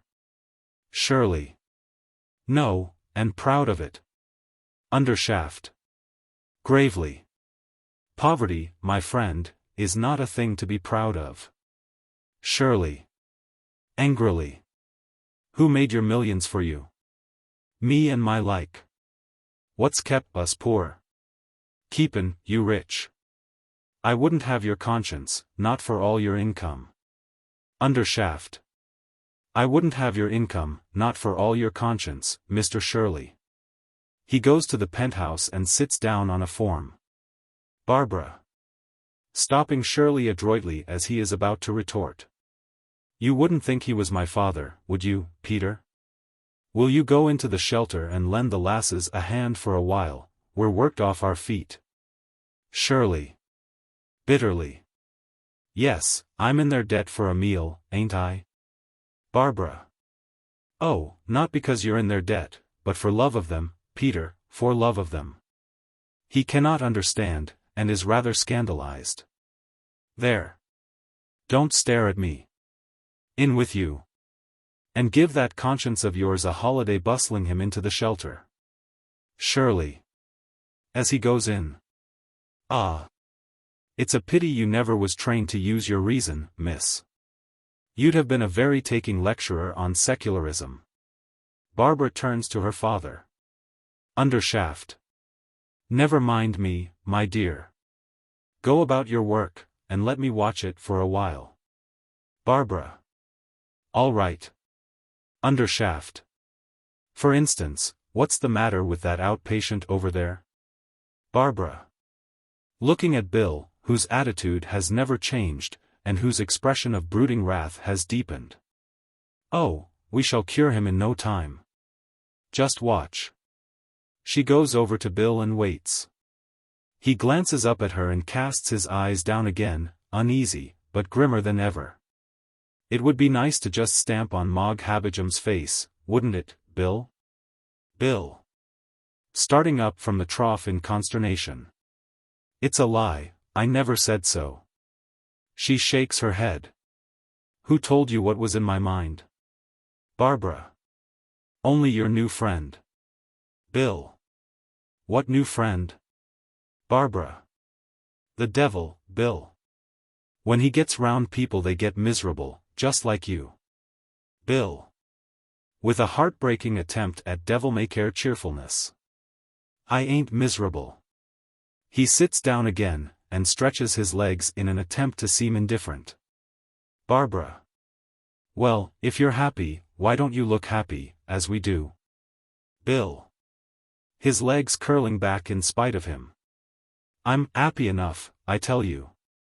Why don't you leave me alone? What have I done to you?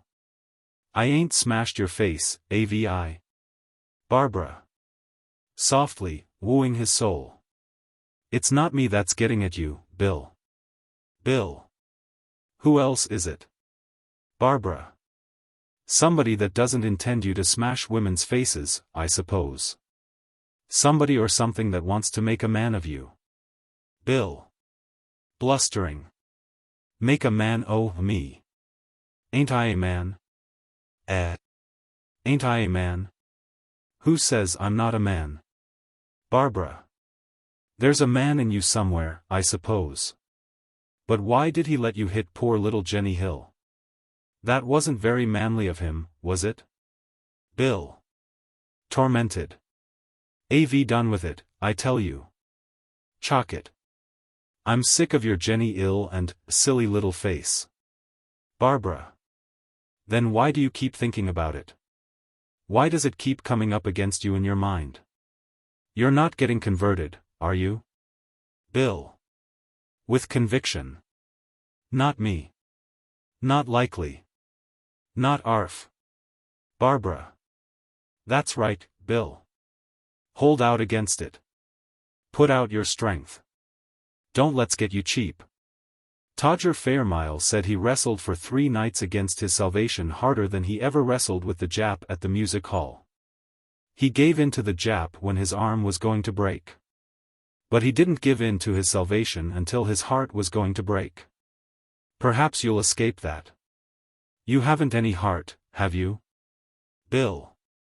What d'ye mean? Why ain't I got a heart the same as anybody else? Barbara. A man with a heart wouldn't have bashed poor little Jenny's face, would he? Bill. Almost crying. Ow, will you leave me alone? Av I ever offered to meddle with you, that you come noggin and provoukin me like this? He writhes convulsively from his eyes to his toes. Barbara. With a steady soothing hand on his arm and a gentle voice that never lets him go. It's your soul that's hurting you, Bill, and not me. We've been through it all ourselves. Come with us, Bill. He looks wildly round. To brave manhood on earth and eternal glory in heaven. He is on the point of breaking down. Come. A drum is heard in the shelter. And Bill, with a gasp, escapes from the spell as Barbara turns quickly. Adolphus enters from the shelter with a big drum. Oh. There you are, Dolly. Let me introduce a new friend of mine, Mr. Bill Walker. This is my bloke, Bill, Mr. Cusins. Cusins salutes with his drumstick. Bill. Goin' to marry him? Barbara. Yes. Bill. Fervently. God help him. God help him. Barbara. Why? Do you think he won't be happy with me? Bill. I've only 'ad to stand it for a mornin', eel av to stand it for a lifetime. Cusins. That is a frightful reflection, Mr. Walker. But I can't tear myself away from her. Bill. Well, I can. To Barbara. Do you know where I'm goin' to, and what I'm goin' to do? Barbara. Yes, you're going to heaven. And you're coming back here before the week's out to tell me so. Bill. You lie. I'm goin' to Kennington, to spit in Todger Fairmile's eye. I bashed Jenny Ill's face. And now I'll get me own face bashed and come back and show it to her. Eel at me, ardern it, her. That'll make us square. To Adolphus. Is that fair or is it not? You're a gentleman, you oughter know. Barbara.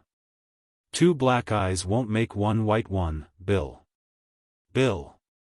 I didn't ast you. Can't you never keep your mouth shut? I ast the gentleman. Cusins. Reflectively.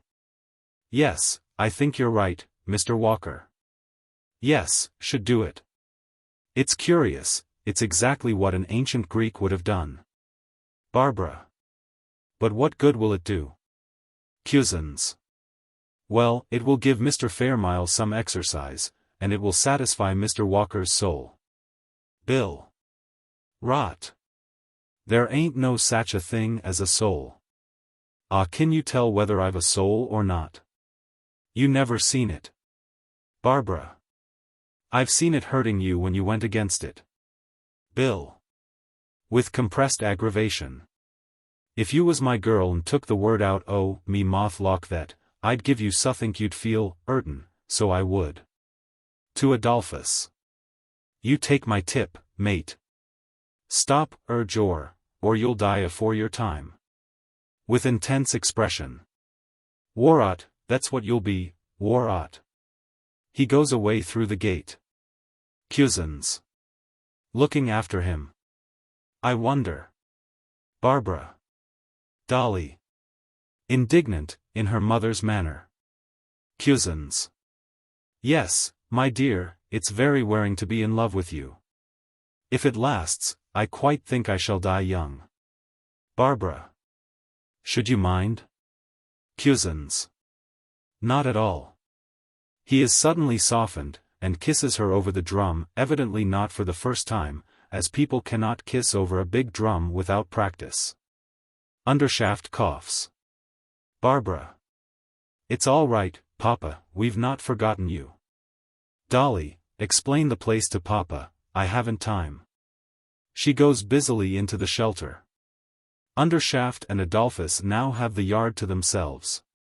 Undershaft, seated on a form, and still keenly attentive, looks hard at Adolphus. Adolphus looks hard at him. Undershaft. I fancy you guess something of what is in my mind, Mr. Cusins. Cusins flourishes his drumsticks as if in the art of beating a lively rataplan, but makes no sound. Exactly so. But suppose Barbara finds you out. Cusins. You know, I do not admit that I am imposing on Barbara. I am quite genuinely interested in the views of the Salvation Army. The fact is, I am a sort of collector of religions, and the curious thing is that I find I can believe them all. By the way, have you any religion? Undershaft. Yes. Cusins. Anything out of the common? Undershaft. Only that there are two things necessary to salvation. Cusins. Disappointed, but polite. The Church Catechism. Charles Lomax also belongs to the established church. Undershaft. The two things are. Cusins. Baptism and. Undershaft. No. Money and gunpowder. Cusins. Surprised, but interested. That is the general opinion of our governing classes. The novelty is in hearing any man confess it. Undershaft. Just so. Cusins. Excuse me, is there any place in your religion for honor, justice, truth, love, mercy, and so forth? Undershaft. Yes, they are the graces and luxuries of a rich, strong, and safe life. Cusins. Suppose one is forced to choose between them and money or gunpowder? Undershaft. Choose money and gunpowder, for without enough of both you cannot afford the others. Cusins. That is your religion? Undershaft. Yes. The cadence of this reply makes a full close in the conversation. Cusins twists his face dubiously and contemplates Undershaft. Undershaft contemplates him. Cusins. Barbara won't stand that. You will have to choose between your religion and Barbara. Undershaft. So will you, my friend. She will find out that that drum of yours is hollow. Cusins. Father Undershaft, you are mistaken, I am a sincere Salvationist. You do not understand the Salvation Army. It is the army of joy, of love, of courage. It has banished the fear and remorse and despair of the old hell-ridden evangelical sects. It marches to fight the devil with trumpet and drum. With music and dancing, with banner and palm, as becomes a sally from heaven by its happy garrison. It picks the waster out of the public house and makes a man of him. It finds a worm wriggling in a back kitchen, and lo! A woman. Men and women of rank too, sons and daughters of the highest.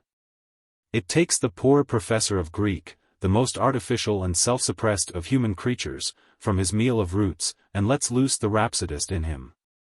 Reveals the true worship of Dionysus to him, sends him down the public street drumming dithyrambs. He plays a thundering flourish on the drum. Undershaft. You will alarm the shelter. Cusins. Oh, they are accustomed to these sudden ecstasies of piety. However, if the drum worries you, he pockets the drumsticks, unhooks the drum, and stands it on the ground opposite the gateway. Undershaft. Thank you. Cusins. You remember what Euripides says about your money and gunpowder? Undershaft. No. Cusins. Declaiming. One and another. In money and guns may outpass his brother. And men in their millions float and flow. And seethe with a million hopes as leaven. And they win their will, or they miss their will. And their hopes are dead or are pined for still. But whoe'er can know? As the long days go, that to live is happy, has found his heaven. My translation, what do you think of it? Undershaft. I think, my friend, that if you wish to know, as the long days go, that to live is happy, you must first acquire money enough for a decent life. And power enough to be your own master. Cusins. You are damnably discouraging. He resumes his declamation. Is it so hard a thing to see? That the Spirit of God, whatever it be, the law that abides and changes not, ages long, the eternal and nature-born, these things be strong. What else is wisdom? What of man's endeavor? Or God's high grace so lovely and so great? To stand from fear set free? To breathe and wait? To hold a hand uplifted over fate? And shall not Barbara be loved forever? Undershaft. Euripides mentions Barbara, does he? Cusins. It is a fair translation. The word means loveliness. Undershaft. May I ask, as Barbara's father, how much a year she is to be loved forever on? Cusins. As Barbara's father, that is more your affair than mine. I can feed her by teaching Greek, that is about all. Undershaft. Do you consider it a good match for her? Cusins. With polite obstinacy. Mr. Undershaft, I am in many ways a weak, timid, ineffectual person, and my health is far from satisfactory. But whenever I feel that I must have anything, I get it, sooner or later. I feel that way about Barbara. I don't like marriage, I feel intensely afraid of it, and I don't know what I shall do with Barbara or what she will do with me. But I feel that I and nobody else must marry her. Please regard that as settled, not that I wish to be arbitrary, but why should I waste your time in discussing what is inevitable? Undershaft. You mean that you will stick at nothing, not even the conversion of the Salvation Army to the worship of Dionysus? Cusins. The business of the Salvation Army is to save, not to wrangle about the name of the Pathfinder. Dionysus or another, what does it matter? Undershaft. Rising and approaching him. Professor Cusins, you are a young man after my own heart. Cusins. Mr. Undershaft, you are, as far as I am able to gather, a most infernal old rascal. But you appeal very strongly to my sense of ironic humor. Undershaft mutely offers his hand. They shake. Undershaft. Suddenly concentrating himself. And now to business. Cusins. Pardon me. We were discussing religion. Why go back to such an uninteresting and unimportant subject as business? Undershaft. Religion is our business at present, because it is through religion alone that we can win Barbara. Cusins. Have you, too, fallen in love with Barbara? Undershaft. Yes, with a father's love. Cusins. A father's love for a grown-up daughter is the most dangerous of all infatuations. I apologize for mentioning my own pale, coy, mistrustful fancy in the same breath with it. Undershaft. Keep to the point. We have to win her, and we are neither of us Methodists. Cusins. That doesn't matter. The power Barbara wields here, the power that wields Barbara herself, is not Calvinism, not Presbyterianism, not Methodism. Undershaft. Not Greek paganism either, eh? Cusins. I admit that. Barbara is quite original in her religion. Undershaft. Triumphantly. Aha! Barbara Undershaft would be. Her inspiration comes from within herself. Cusins. How do you suppose it got there? Undershaft. In towering excitement. It is the Undershaft inheritance. I shall hand on my torch to my daughter. She shall make my converts and preach my gospel. Cusins. What? Money and gunpowder. Undershaft. Yes, money and gunpowder, freedom and power, command of life and command of death. Cusins. Urbanely, trying to bring him down to earth. This is extremely interesting, Mr. Undershaft. Of course you know that you are mad. Undershaft. With redoubled force. And you? Cusins. Oh, mad as a hatter. You are welcome to my secret since I have discovered yours. But I am astonished. Can a madman make cannons? Undershaft. Would anyone else than a madman make them? And now with surging energy. Question for question. Can a sane man translate Euripides? Cusins. No. Undershaft. Reining him by the shoulder. Can a sane woman make a man of a waster or a woman of a worm?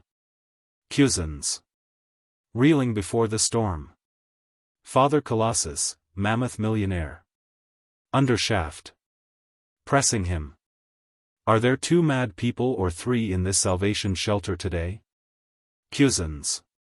You mean Barbara is as mad as we are? Undershaft. Pushing him lightly off and resuming his equanimity suddenly and completely. Pooh, Professor. Let us call things by their proper names. I am a millionaire, you are a poet, Barbara is a savior of souls.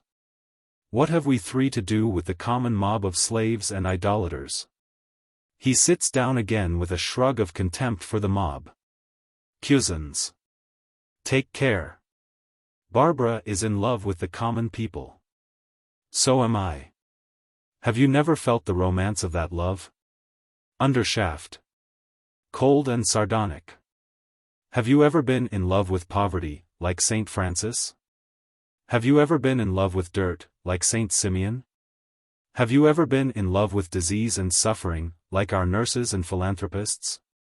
Such passions are not virtues, but the most unnatural of all the vices. This love of the common people may please an earl's granddaughter and a university professor, but I have been a common man and a poor man, and it has no romance for me. Leave it to the poor to pretend that poverty is a blessing, leave it to the coward to make a religion of his cowardice by preaching humility. We know better than that. We three must stand together above the common people. How else can we help their children to climb up beside us? Barbara must belong to us, not to the Salvation Army. Cusins. Well, I can only say that if you think you will get her away from the Salvation Army by talking to her as you have been talking to me, you don't know Barbara. Undershaft. My friend, I never ask for what I can buy. Cusins. In a white fury. Do I understand you to imply that you can buy Barbara? Undershaft. No, but I can buy the Salvation Army. Cusins. Quite impossible. Undershaft. You shall see. All religious organizations exist by selling themselves to the rich. Cusins. Not the army. That is the church of the poor. Undershaft. All the more reason for buying it. Cusins. I don't think you quite know what the army does for the poor. Undershaft. Oh yes I do. It draws their teeth, that is enough for me, as a man of business. Cusins. Nonsense. It makes them sober. Undershaft. I prefer sober workmen. The profits are larger. Cusins. Honest. Undershaft. Honest workmen are the most economical. Cusins.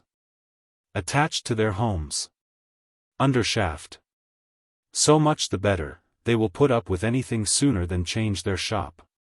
Cusins. Happy. Undershaft. An invaluable safeguard against revolution. Cusins. Unselfish. Undershaft. Indifferent to their own interests, which suits me exactly. Cusins. With their thoughts on heavenly things. Undershaft. Rising. And not on trade unionism nor socialism. Excellent. Cusins. Revolted. You really are an infernal old rascal. Undershaft. Indicating Peter Shirley, who has just came from the shelter and strolled dejectedly down the yard between them. And this is an honest man. Shirley. Yes. And what I got by it? He passes on bitterly and sits on the form, in the corner of the penthouse. Snobby Price, beaming sanctimoniously, and Jenny Hill, with a tambourine full of coppers, come from the shelter and go to the drum, on which Jenny begins to count the money. Undershaft. Replying to Shirley. Oh, your employers must have got a good deal by it from first to last. He sits on the table, with one foot on the side form. Cusins, overwhelmed, sits down on the same form nearer the shelter. Barbara comes from the shelter to the middle of the yard. She is excited and a little overwrought. Barbara. We've just had a splendid experience meeting at the other gate in Cripps's Lane. I've hardly ever seen them so much moved as they were by your confession, Mr. Price. Price. I could almost be glad of my past wickedness if I could believe that it would help to keep Hathor straight. Barbara. So it will, Snobby. How much, Jenny? Jenny. 4 and 10 pence, Major. Barbara. Oh Snobby, if you had given your poor mother just one more kick, we should have got the whole 5 shillings. Price. If she heard you say that, miss, she'd be sorry I didn't. But I'm glad. Oh what a joy it will be to her when she hears I'm saved. Undershaft. Shall I contribute the odd tuppence, Barbara? The millionaires might, eh? He takes a couple of pennies from his pocket. Barbara. How did you make that tuppence? Undershaft. As usual. By selling cannons, torpedoes, submarines, and my new patent Grand Duke hand grenade. Barbara. Put it back in your pocket. You can't buy your salvation here for tuppence, you must work it out. Undershaft. Is tuppence not enough? I can afford a little more, if you press me. Barbara. 2 million millions would not be enough.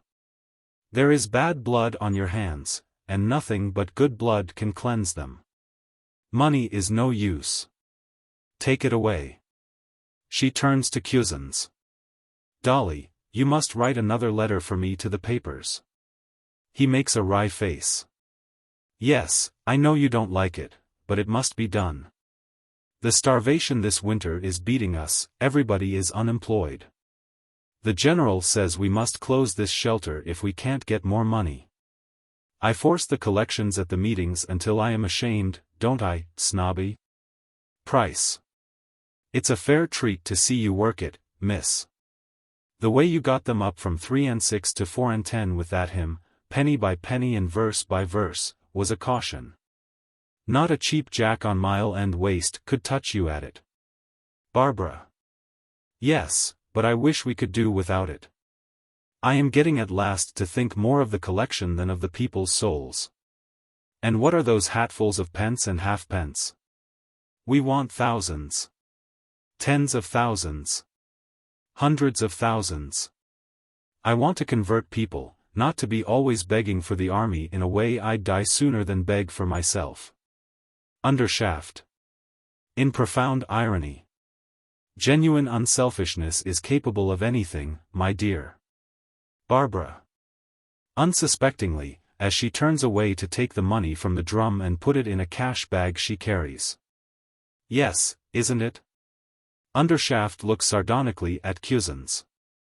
Cusins. Aside to Undershaft. Mephistopheles. Machiavelli. Barbara. Tears coming into her eyes as she ties the bag and pockets it. How are we to feed them? I can't talk religion to a man with bodily hunger in his eyes. Almost breaking down. It's frightful. Jenny. Running to her. Major, dear. Barbara. Rebounding. No, don't comfort me. It will be all right. We shall get the money. Undershaft. How? Jenny. By praying for it, of course. Mrs. Baines says she prayed for it last night. And she has never prayed for it in vain, never once. She goes to the gate and looks out into the street. Barbara. Who has dried her eyes and regained her composure. By the way, Dad, Mrs. Baines has come to march with us to our big meeting this afternoon, and she is very anxious to meet you, for some reason or other. Perhaps she'll convert you. Undershaft. I shall be delighted, my dear. Jenny. At the gate, excitedly. Major. Major. Here's that man back again. Barbara. What man? Jenny. The man that hit me. Oh, I hope he's coming back to join us.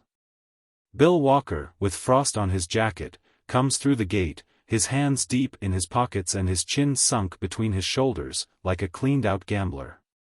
He halts between Barbara and the drum. Barbara. Hello, Bill. Back already. Bill. Nagging at her. Been talkin' ever since, AVU? Barbara. Pretty nearly. Well, has Todger paid you out for poor Jenny's jaw? Bill. No, he ain't. Barbara. I thought your jacket looked a bit snowy. Bill. So it is snowy. You want to know where the snow come from, don't you? Barbara. Yes. Bill. Well, it come from off the ground in Parkins's Corner in Kennington. It got rubbed off be my shoulders, see? Barbara.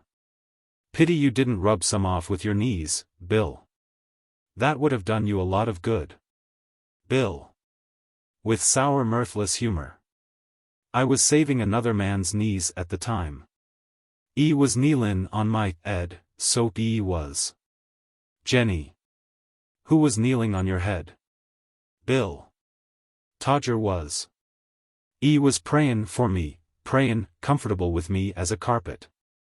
So was Mog. So was the ole bloomin' meetin'.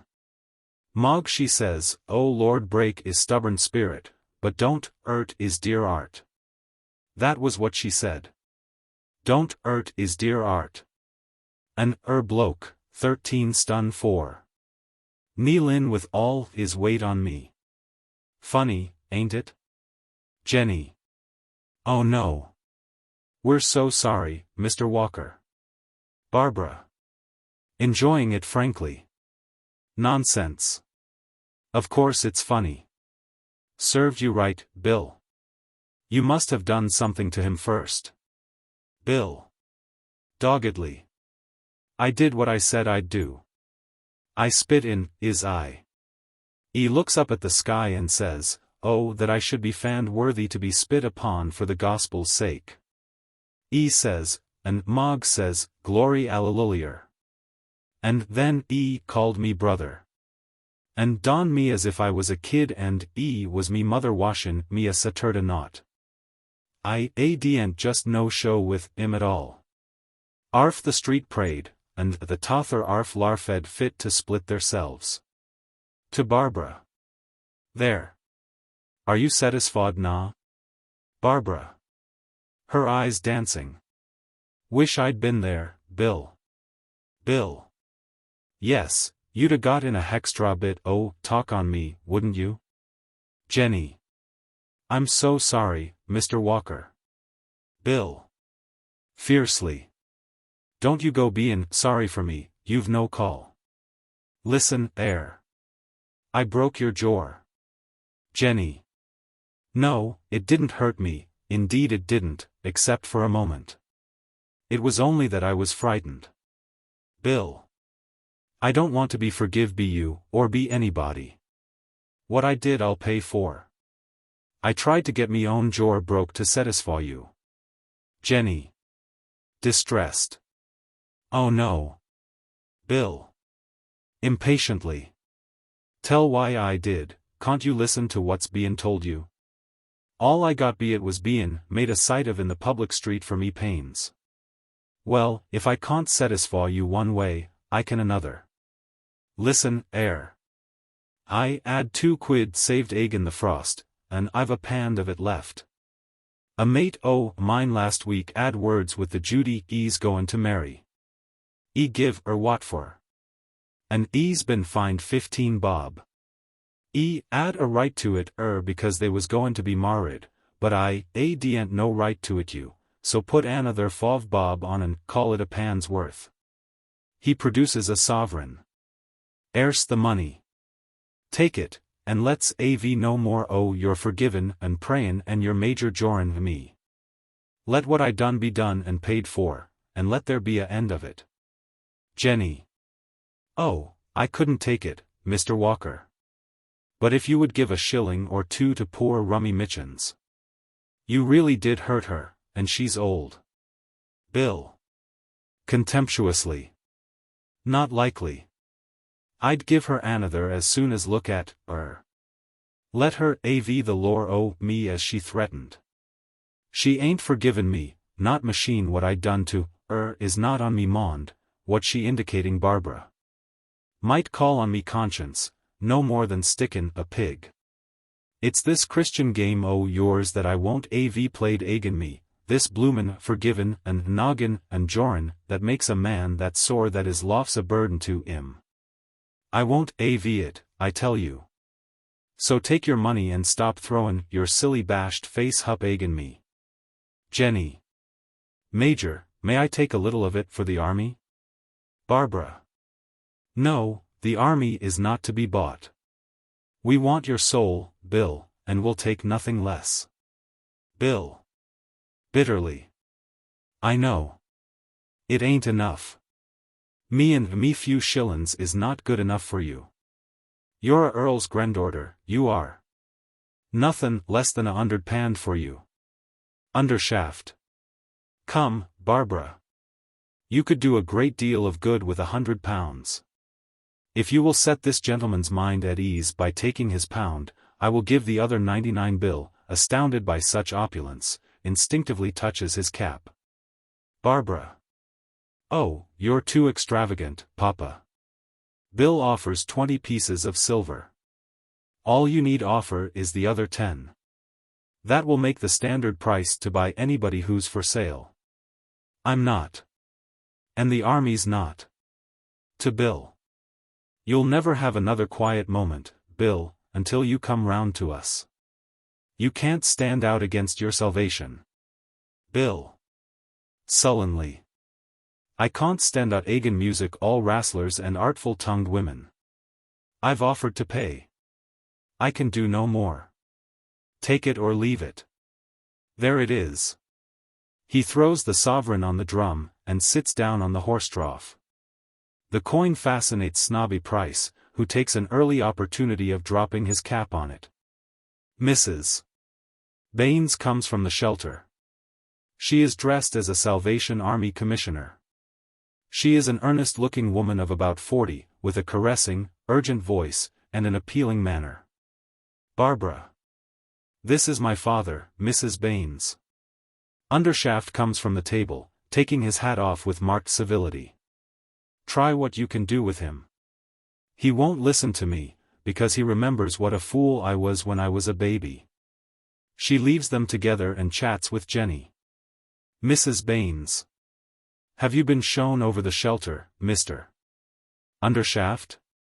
You know the work we're doing, of course. Undershaft. Very civilly. The whole nation knows it, Mrs. Baines.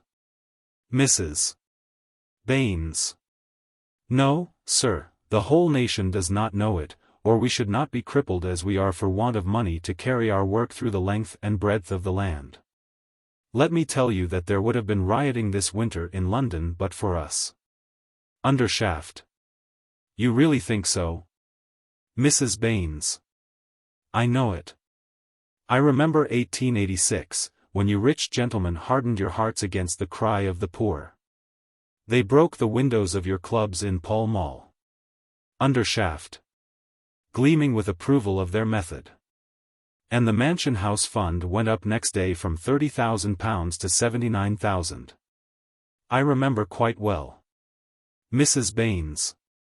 Well, won't you help me to get at the people? They won't break windows then. Come here, Price. Let me show you to this gentleman. Price comes to be inspected. Do you remember the window breaking? Price. My old father thought it was the Revolution, ma'am. Mrs. Baines. Would you break windows now?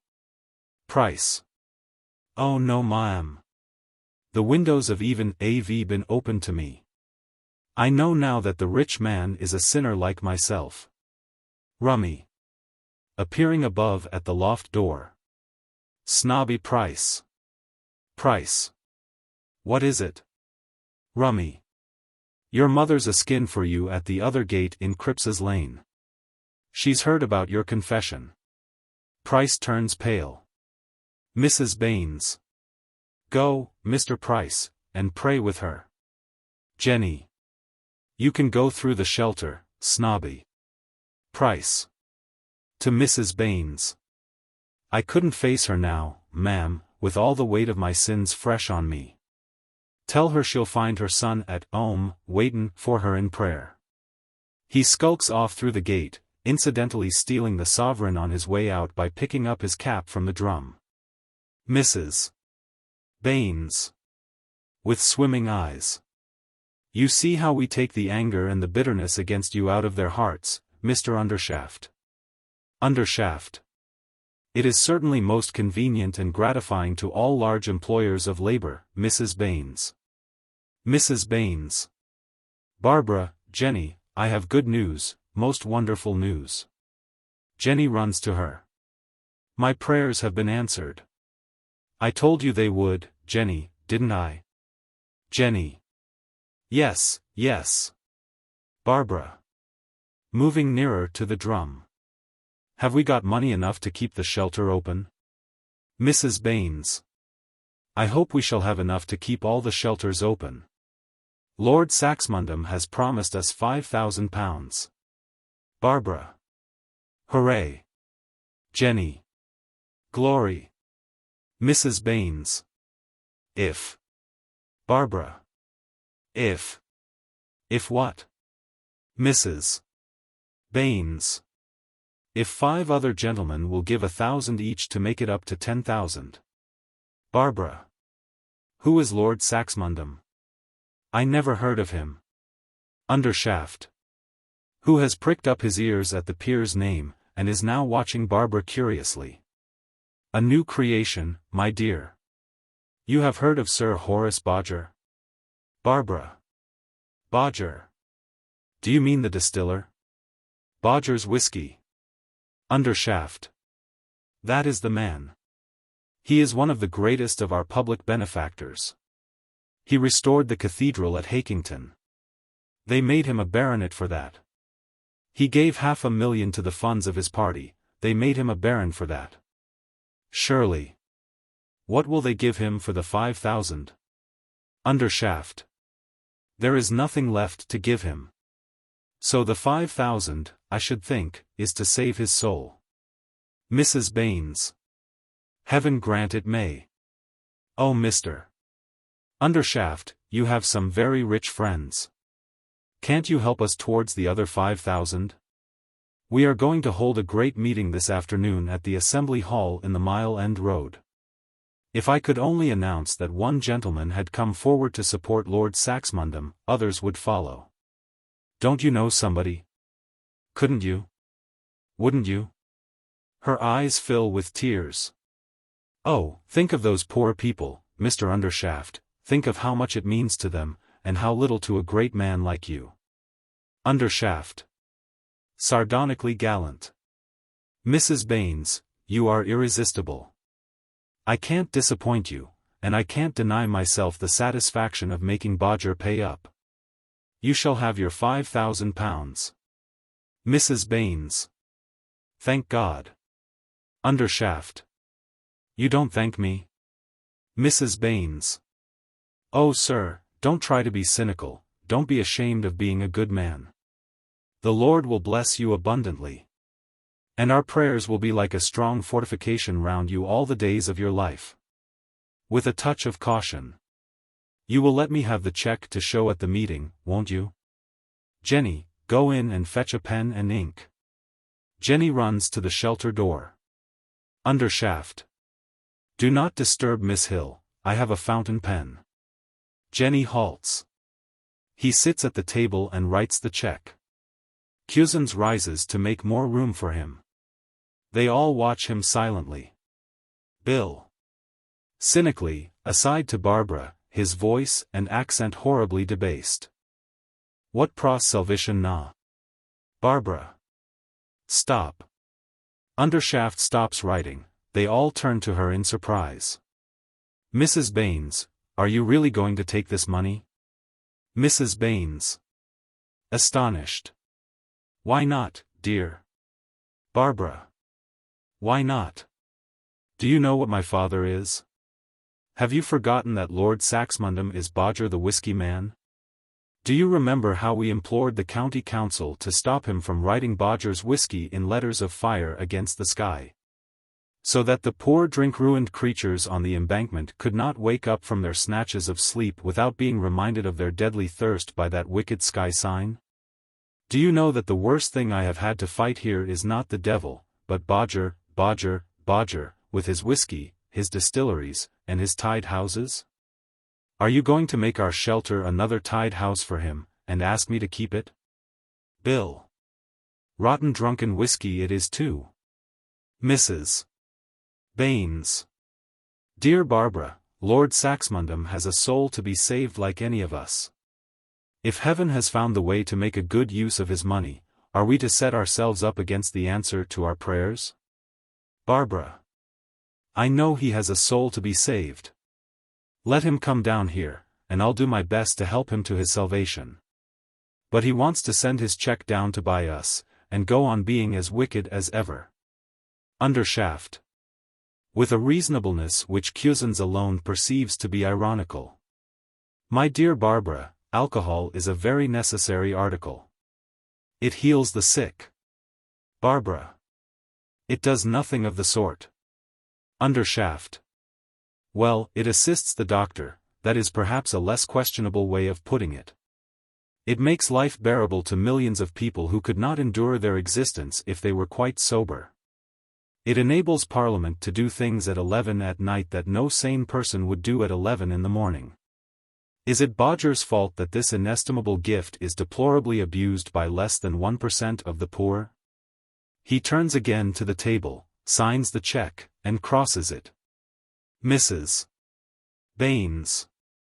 Barbara, will there be less drinking or more if all those poor souls we are saving come tomorrow and find the doors of our shelters shut in their faces? Lord Saxmundham gives us the money to stop drinking, to take his own business from him. Cusins. Impishly. Pure self-sacrifice on Bodger's part, clearly. Bless dear Bodger. Barbara almost breaks down as Adolphus, too, fails her. Undershaft. Tearing out the check and pocketing the book as he rises and goes past Cusins to Mrs. Baines. I also, Mrs.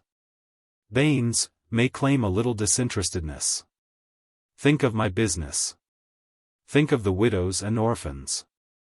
The men and lads torn to pieces with shrapnel and poisoned with lyddite. Mrs. Baines shrinks. But he goes on remorselessly.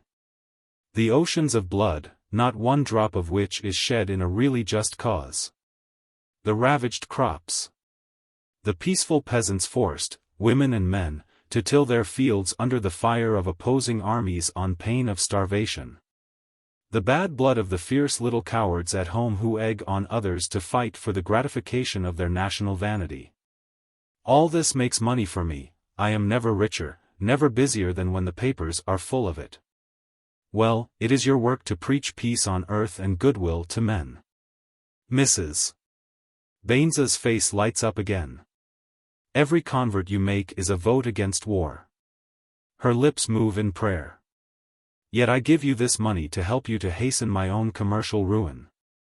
He gives her the check. Cusins. Mounting the form in an ecstasy of mischief. The millennium will be inaugurated by the unselfishness of Undershaft and Bodger. Oh, be joyful. He takes the drumsticks from his pockets and flourishes them. Mrs. Baines. Taking the check. The longer I live the more proof I see that there is an infinite goodness that turns everything to the work of salvation sooner or later. Who would have thought that any good could have come out of war and drink?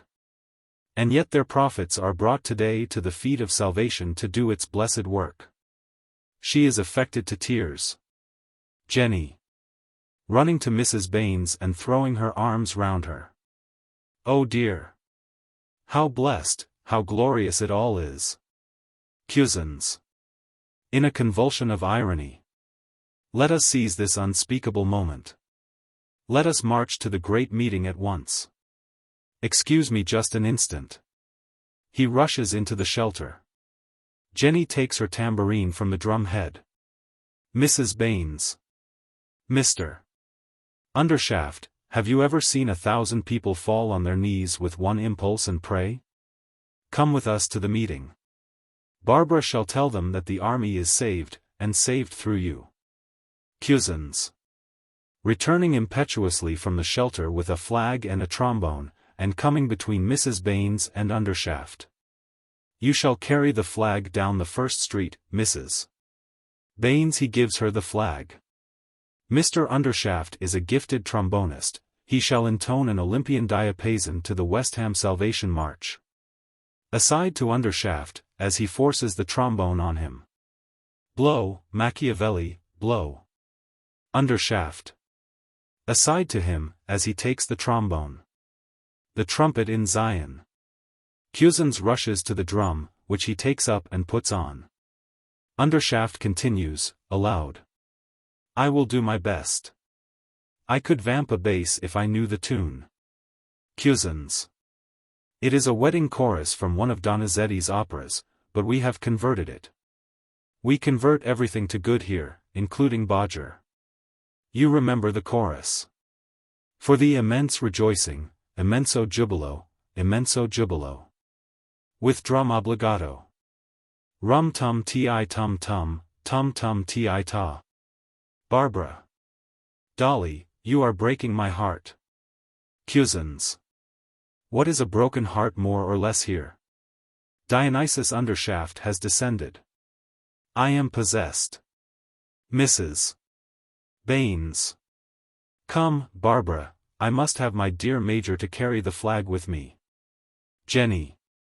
Yes, yes, Major darling. Cusins. Snatches the tambourine out of Jenny's hand and mutely offers it to Barbara. Barbara. Coming forward a little as she puts the offer behind her with a shudder, whilst Cusins recklessly tosses the tambourine back to Jenny and goes to the gate. I can't come. Jenny. Not come. Mrs. Baines. With tears in her eyes. Barbara, do you think I am wrong to take the money? Barbara. Impulsively going to her and kissing her. No, no, God help you, dear, you must, you are saving the army. Go, and may you have a great meeting. Jenny. But aren't you coming? Barbara. No. She begins taking off the silver brooch from her collar. Mrs. Baines. Barbara, what are you doing? Jenny. Why are you taking your badge off? You can't be going to leave us, Major. Barbara.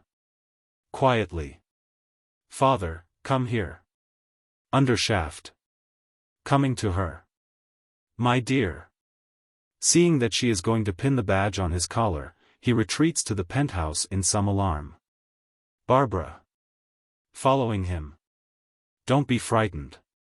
She pins the badge on and steps back towards the table, showing him to the others. There. It's not much for £5,000, is it? Mrs. Baines. Barbara, if you won't come and pray with us, promise me you will pray for us. Barbara. I can't pray now. Perhaps I shall never pray again. Mrs. Baines. Barbara. Jenny. Major. Barbara. Almost delirious. I can't bear any more. Quick march. Cusins. Calling to the procession in the street outside. Off we go. Play up, there. Immenso jubilo. He gives the time with his drum, and the band strikes up the march, which rapidly becomes more distant as the procession moves briskly away. Mrs. Baines. I must go, dear. You're overworked, you will be all right tomorrow. We'll never lose you. Now Jenny, step out with the old flag. Blood and fire. She marches out through the gate with her flag. Jenny. Glory hallelujah. Flourishing her tambourine and marching. Undershaft. To Cusins, as he marches out past him easing the slide of his trombone. My ducats and my daughter. Cusins. Following him out. Money and gunpowder. Barbara. Drunkenness and murder. My God, why hast thou forsaken me? She sinks on the form with her face buried in her hands. The march passes away into silence. Bill Walker steals across to her. Bill. Taunting. What pros salvation na? Shirley. Don't you hit her when she's down. Bill. Sheik it me one always dawn. Vov shouldn't I get a bit o me own back? Barbara. Raising her head. I didn't take your money, Bill. She crosses the yard to the gate and turns her back on the two men to hide her face from them. Bill. Sneering after her. Now, it warn't enough for you.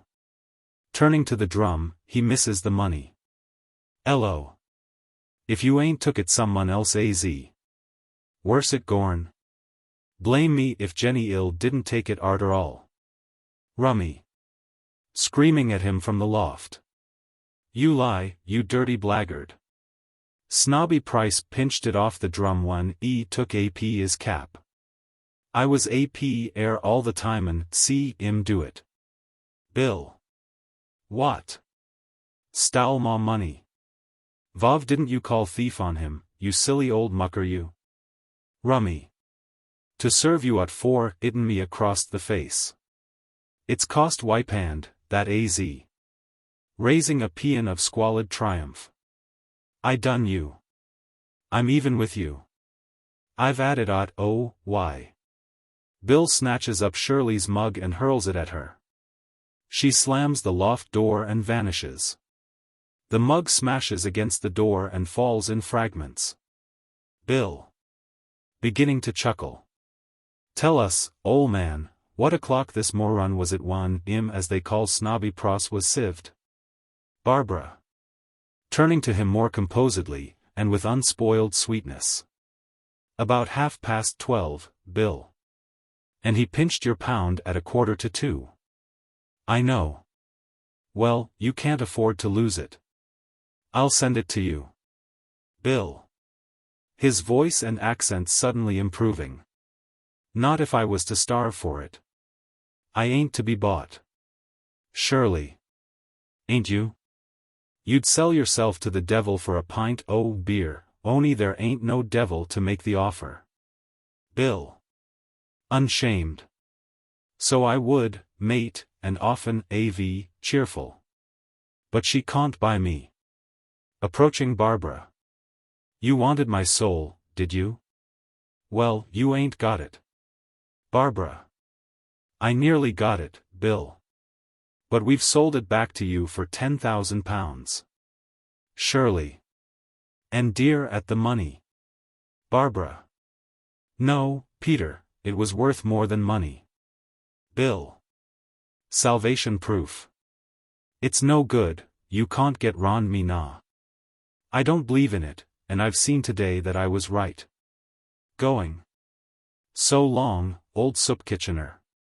Ta, Major Earl's granddaughter. Turning at the gate.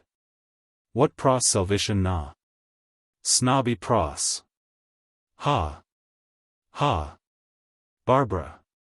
Offering her hand. Goodbye, Bill.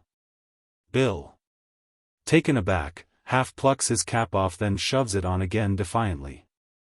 Get out. Barbara drops her hand, discouraged. He has a twinge of remorse. But that's our rot, you know. Nathink Pazzle. Now Mellice.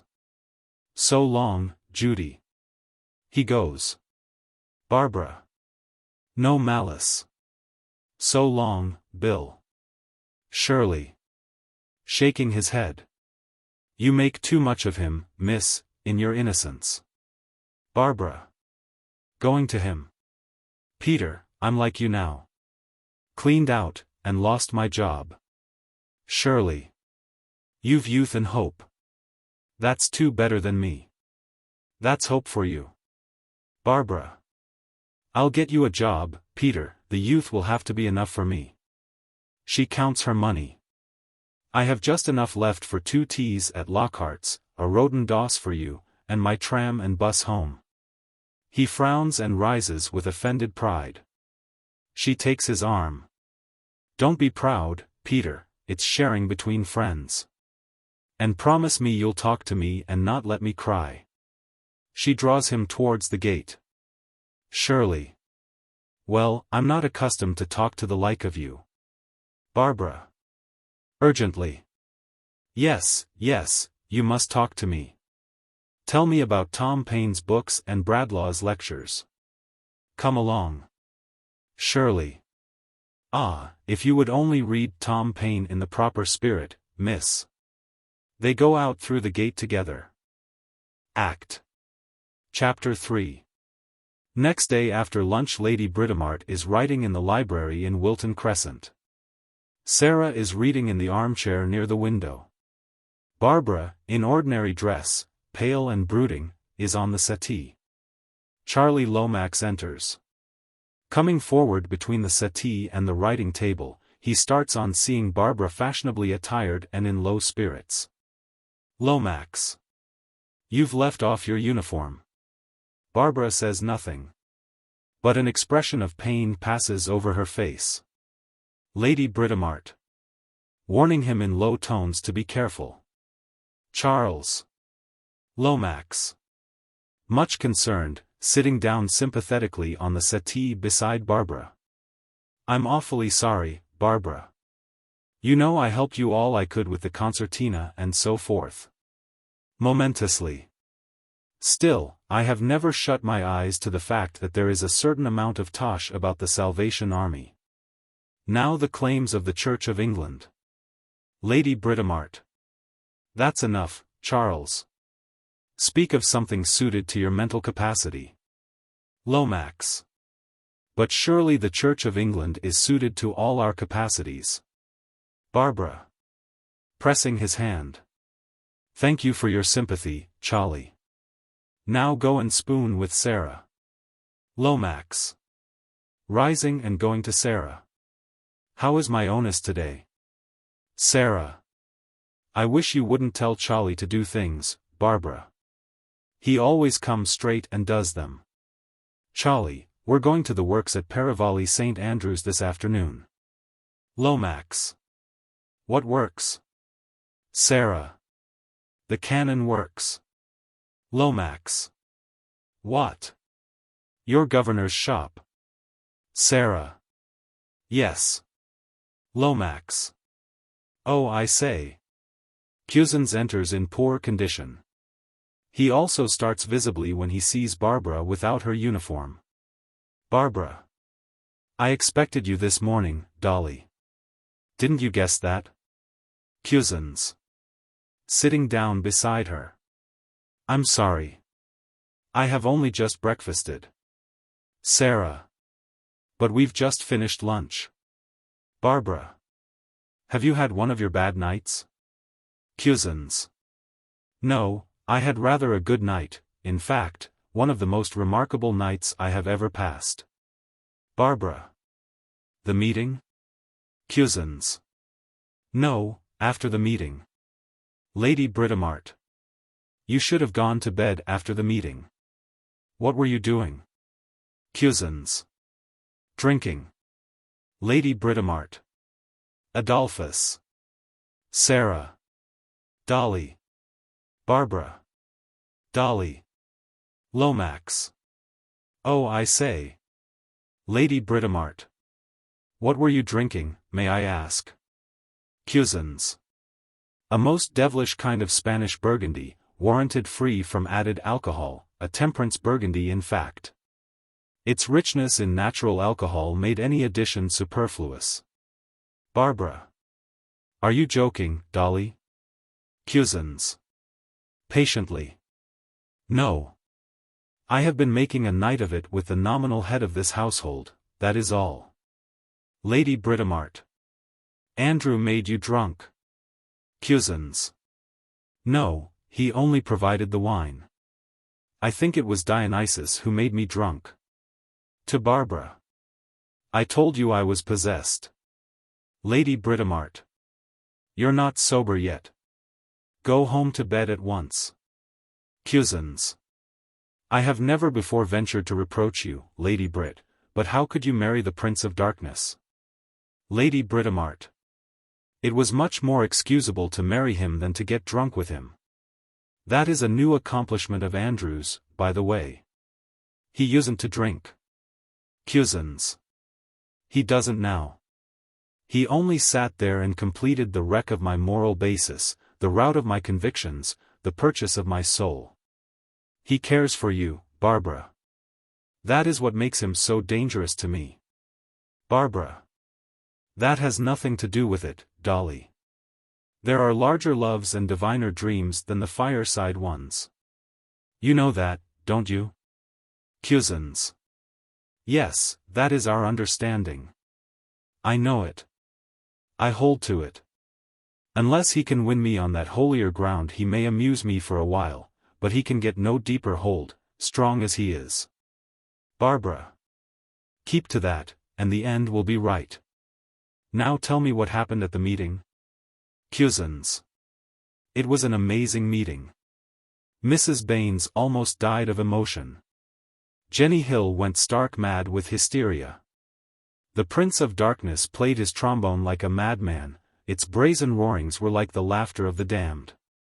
117 conversions took place then and there. They prayed with the most touching sincerity and gratitude for Bodger, and for the anonymous donor of the £5,000. Your father would not let his name be given. Lomax.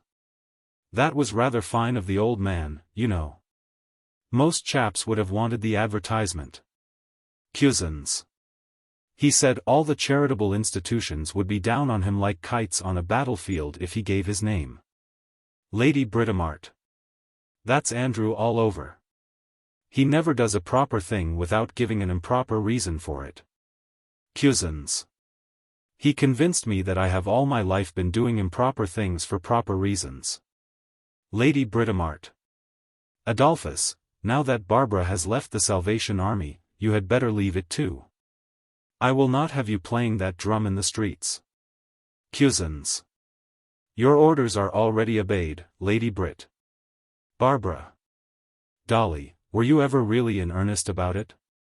Would you have joined if you had never seen me? Cusins. Disingenuously.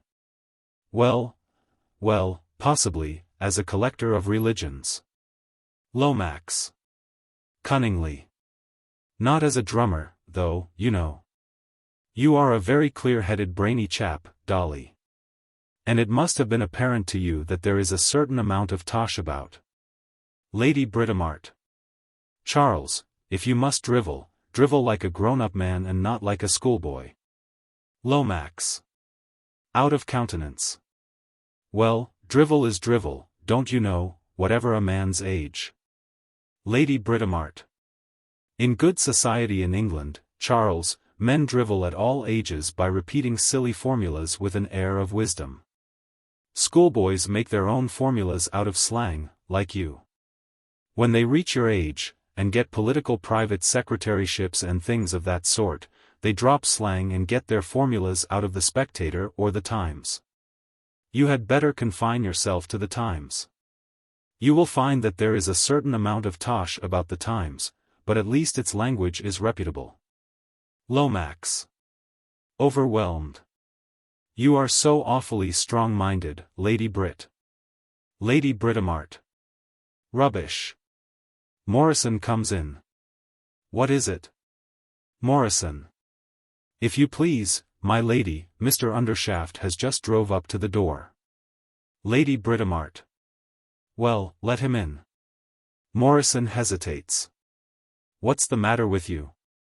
Morrison. Shall I announce him, my lady, or is he at home here, so to speak, my lady? Lady Britomart. Announce him. Morrison. Thank you, my lady. You won't mind my asking, I hope. The occasion is in a manner of speaking new to me. Lady Britomart. Quite right. Go and let him in. Morrison. Thank you, my lady. He withdraws. Lady Britomart. Children, go and get ready. Sarah and Barbara go upstairs for their out-of-door wrap. Charles, go and tell Stephen to come down here in 5 minutes, you will find him in the drawing room. Charles goes. Adolphus, tell them to send round the carriage in about 15 minutes. Adolphus goes. Morrison. At the door. Mr. Undershaft. Undershaft comes in. Morrison goes out. Undershaft. Alone. How fortunate. Lady Britomart. Rising. Don't be sentimental, Andrew. Sit down. She sits on the settee, he sits beside her, on her left. She comes to the point before he has time to breathe. Sarah must have £800 a year until Charles Lomax comes into his property. Barbara will need more, and need it permanently, because Adolphus hasn't any property. Undershaft. Resignedly. Yes, my dear, I will see to it. Anything else? For yourself, for instance? Lady Britomart. I want to talk to you about Stephen Undershaft. Rather wearily. Don't, my dear. Stephen doesn't interest me. Lady Britomart. He does interest me. He is our son. Undershaft. Do you really think so? He has induced us to bring him into the world. But he chose his parents very incongruously, I think. I see nothing of myself in him, and less of you. Lady Britomart.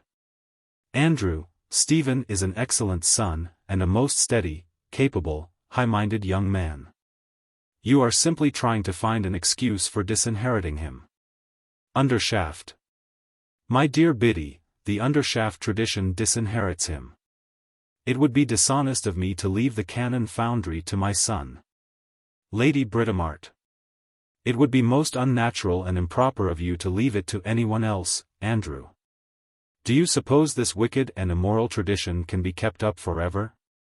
Do you pretend that Stephen could not carry on the foundry just as well as all the other sons of the big business houses? Undershaft. Yes, he could learn the office routine without understanding the business, like all the other sons. And the firm would go on by its own momentum until the real Undershaft, probably an Italian or a German, would invent a new method and cut him out. Lady Britomart. There is nothing that any Italian or German could do that Stephen could not do. And Stephen at least has breeding. Undershaft. The son of a foundling. Nonsense. Lady Britomart. My son, Andrew. And even you may have good blood in your veins for all you know. Undershaft. True. Probably I have. That is another argument in favor of a foundling. Lady Britomart. Andrew, don't be aggravating. And don't be wicked. At present you are both. Undershaft. This conversation is part of the Undershaft tradition, Biddy. Every Undershaft's wife has treated him to it ever since the house was founded. It is mere waste of breath.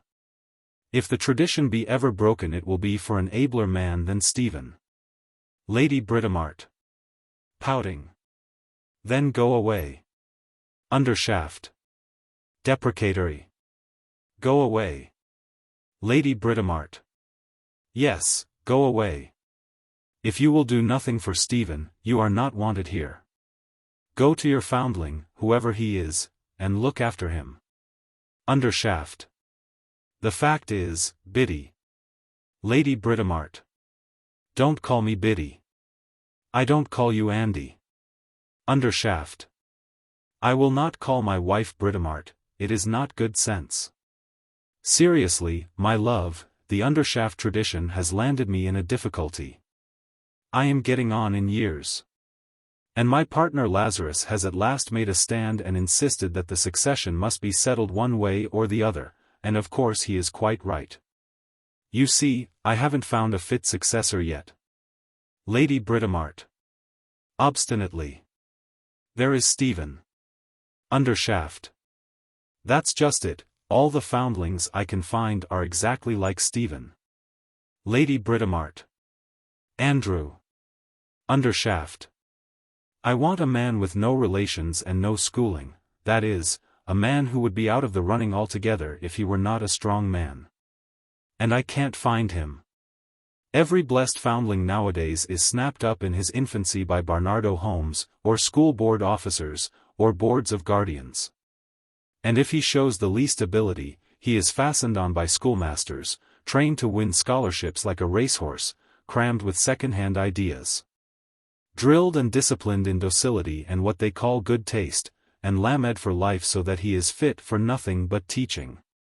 If you want to keep the foundry in the family, you had better find an eligible foundling and marry him to Barbara.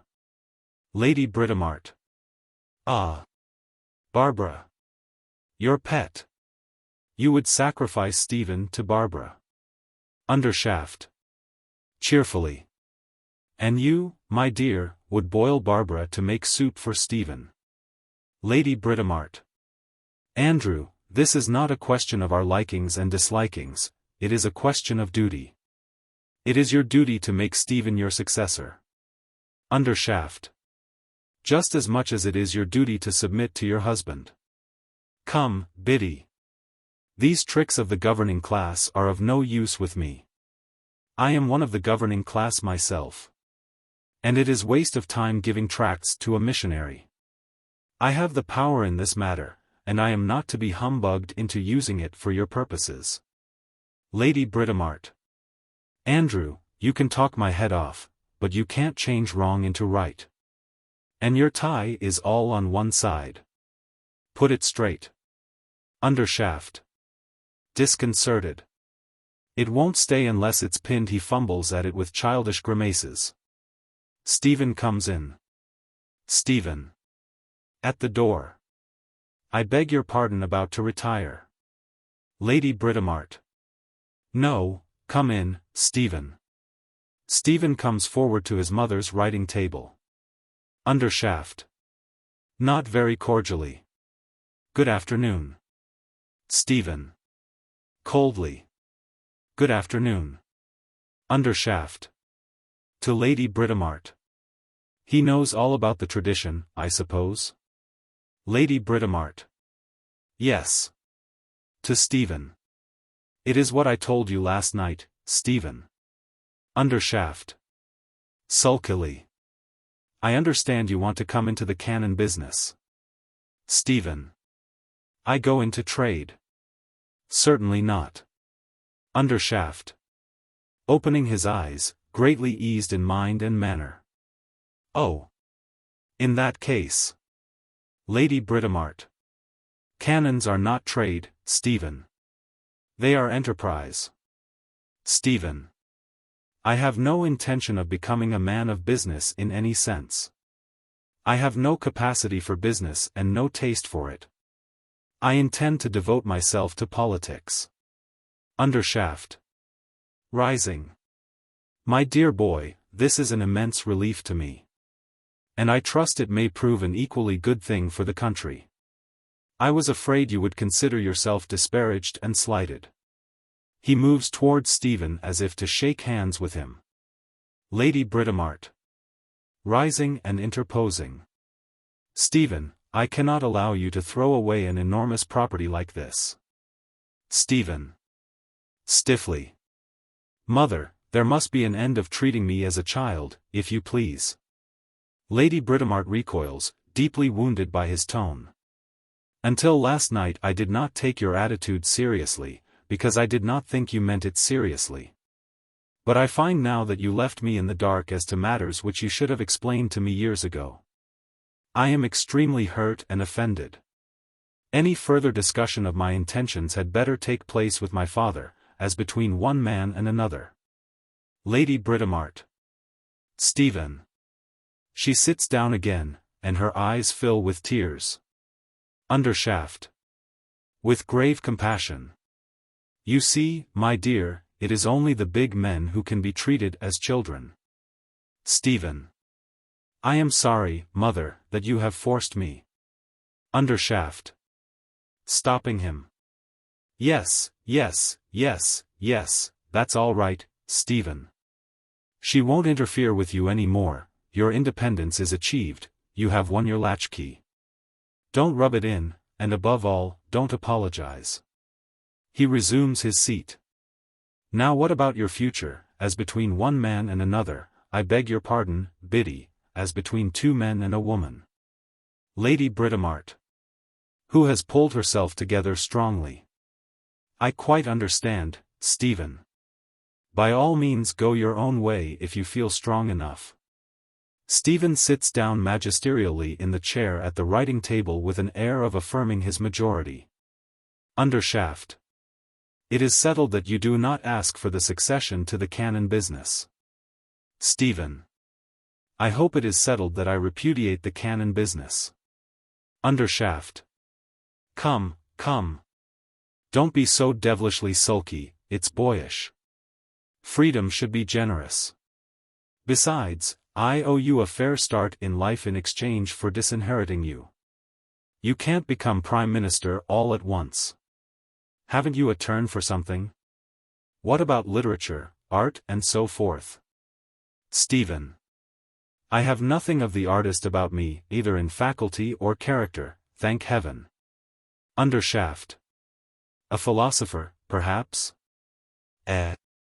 Stephen. I make no such ridiculous pretension. Undershaft. Just so. Well, there is the army, the navy, the church, the bar. The bar requires some ability. What about the bar? Stephen.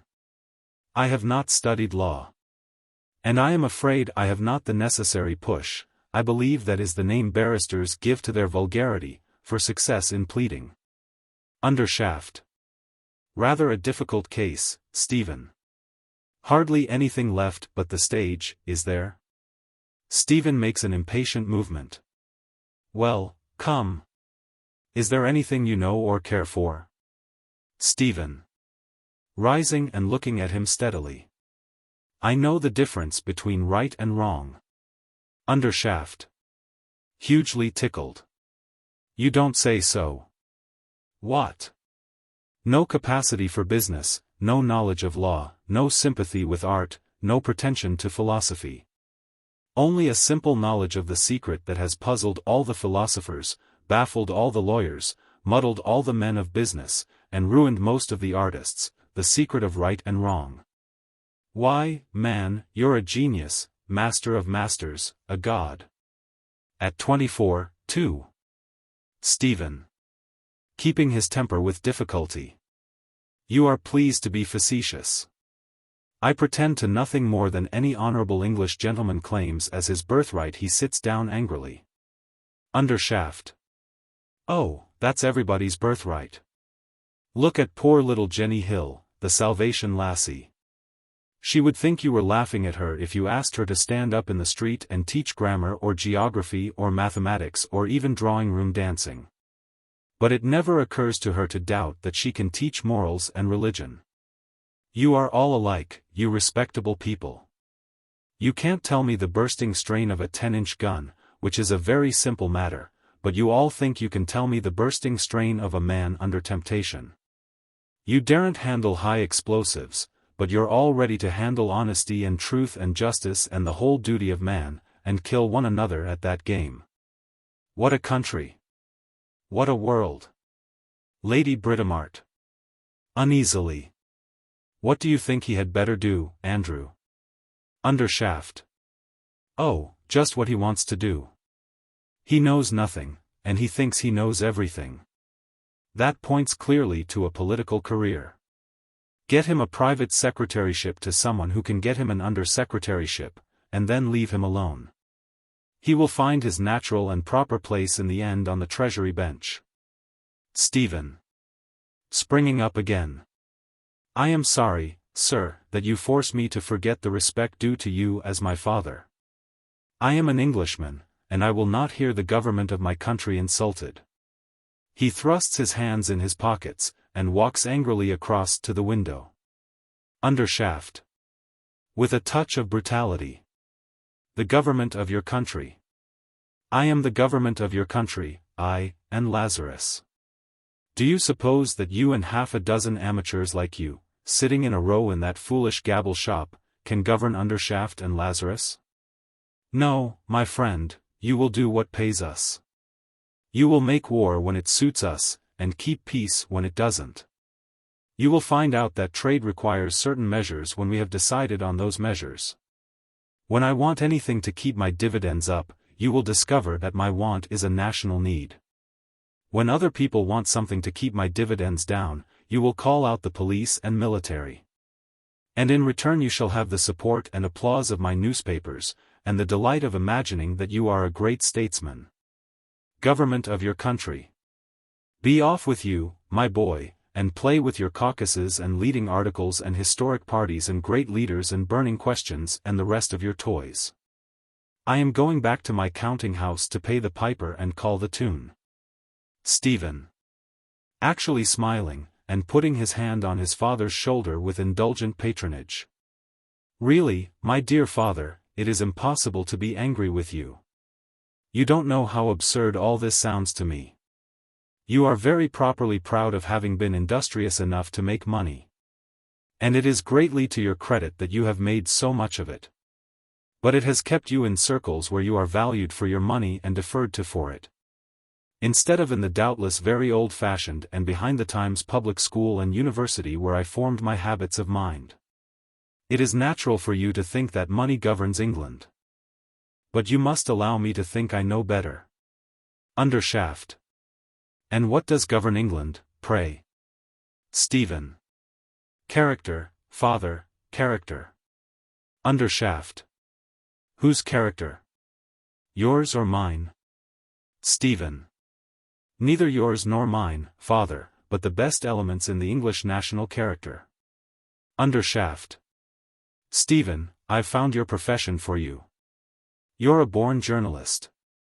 I'll start you with a high-toned weekly review. There. Stephen goes to the smaller writing table and busies himself with his letters. Sarah, Barbara, Lomax, and Cusins come in ready for walking. Barbara crosses the room to the window and looks out. Cusins drifts amiably to the armchair, and Lomax remains near the door, whilst Sarah comes to her mother. Sarah. Go and get ready, Mamma, the carriage is waiting. Lady Britomart leaves the room. Undershaft. To Sarah. Good day, my dear. Good afternoon, Mr. Lomax. Lomax. Vaguely. Adieu. Undershaft. To Cusins. Quite well after last night, Euripides, eh? Cusins. As well as can be expected. Undershaft. That's right. To Barbara. So you are coming to see my death and devastation factory, Barbara? Barbara. At the window. You came yesterday to see my salvation factory. I promised you a return visit. Lomax. Coming forward between Sarah and Undershaft. You'll find it awfully interesting. I've been through the Woolwich arsenal. And it gives you a ripping feeling of security, you know, to think of the lot of beggars we could kill if it came to fighting. To Undershaft, with sudden solemnity. Still, it must be rather an awful reflection for you, from the religious point of view as it were. You're getting on, you know, and all that. Sarah. You don't mind Charlie's imbecility, Papa, do you? Lomax. Much taken aback. Oh, I say. Undershaft. Mr. Lomax looks at the matter in a very proper spirit, my dear. Lomax. Just so. That's all I meant, I assure you. Sarah. Are you coming, Stephen? Stephen. Well, I am rather busy, magnanimously. Oh well, yes, I'll come. That is, if there is room for me. Undershaft. I can take two with me in a little motor I am experimenting with for field use. You won't mind its being rather unfashionable. It's not painted yet. But it's bullet-proof. Lomax. Appalled at the prospect of confronting Wilton Crescent in an unpainted motor. Oh, I say. Sarah. The carriage for me, thank you. Barbara doesn't mind what she's seen in. Lomax. I say, Dolly old chap, do you really mind the car being a guy? Because of course if you do I'll go in it. Still. Cusins. I prefer it. Lomax. Thanks awfully, old man. Come, Sarah. He hurries out to secure his seat in the carriage. Sarah follows him. Cusins. Moodily walking across to Lady Britomart's writing table. Why are we two coming to this works department of hell? That is what I ask myself. Barbara. I have always thought of it as a sort of pit where lost creatures with blackened faces stirred up smoky fires and were driven and tormented by my father. Is it like that, Dad? Undershaft. Scandalized. My dear. It is a spotlessly clean and beautiful hillside town. Cusins. With a Methodist chapel? Oh, do say there's a Methodist chapel. Undershaft. There are two, a primitive one and a sophisticated one. There is even an ethical society, but it is not much patronized, as my men are all strongly religious. In the high explosives sheds they object to the presence of agnostics as unsafe. Cusins. And yet they don't object to you. Barbara. Do they obey all your orders? Undershaft. I never give them any orders. When I speak to one of them it is, well, Jones, is the baby doing well? And has Mrs. Jones made a good recovery?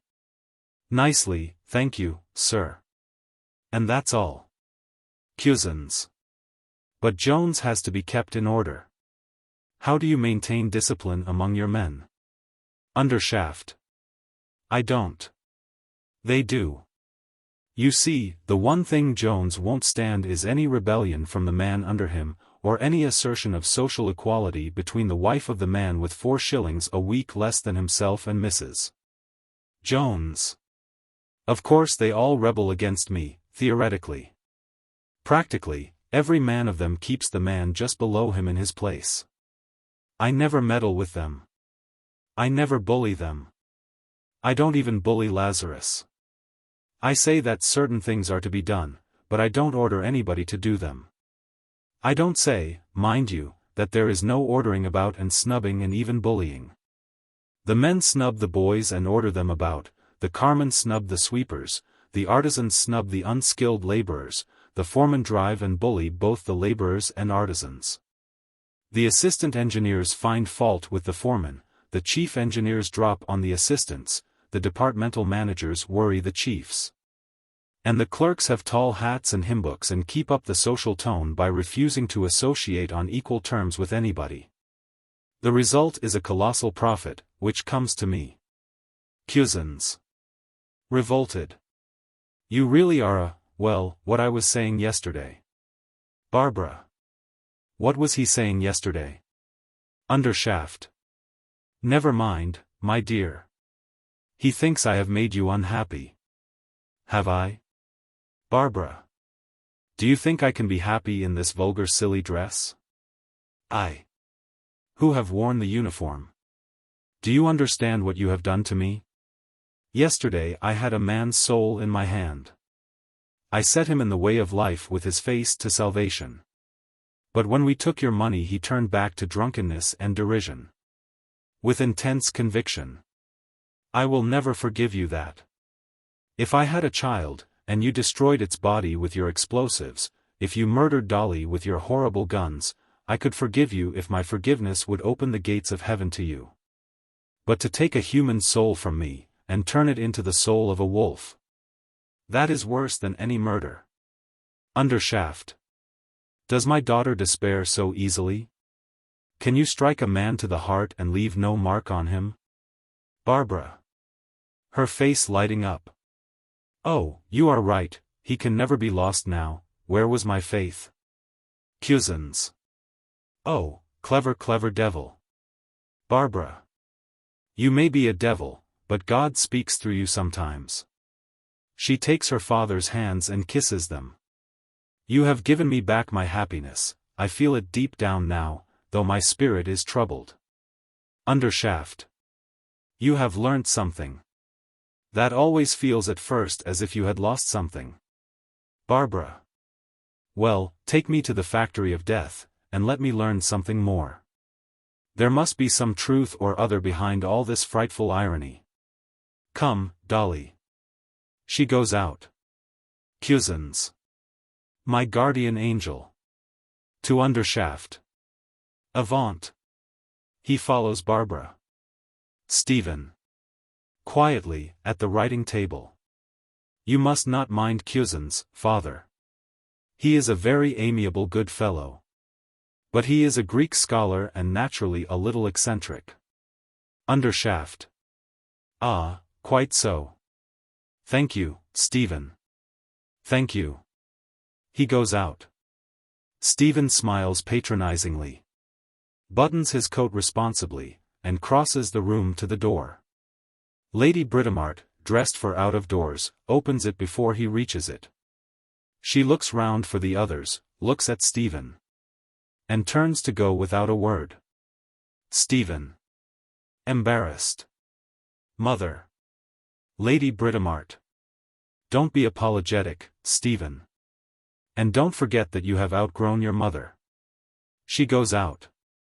Perivali St. Andrews lies between two Middlesex hills, half climbing the northern one.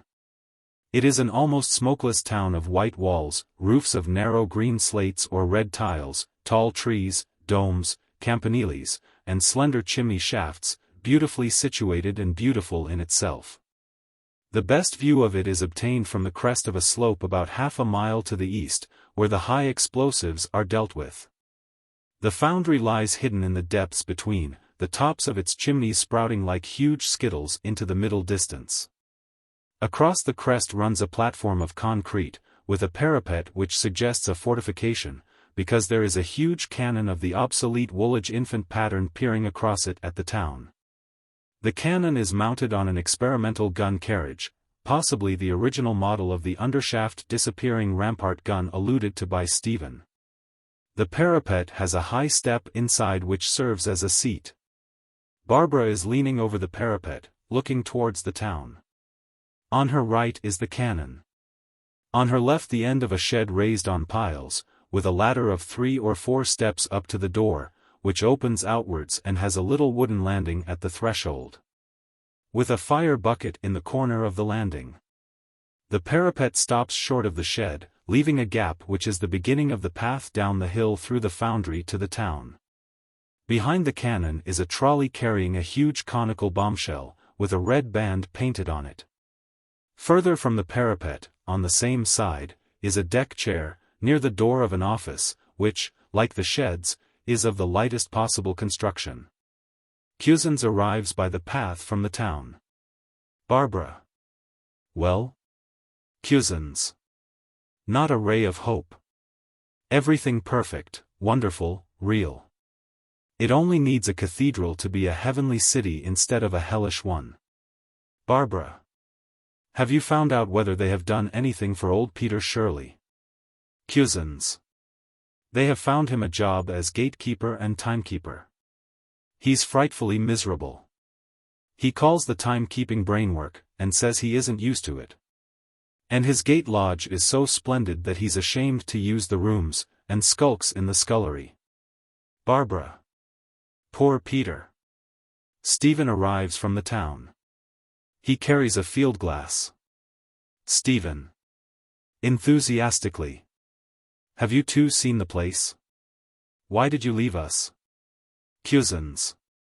I wanted to see everything I was not intended to see, and Barbara wanted to make the men talk. Stephen.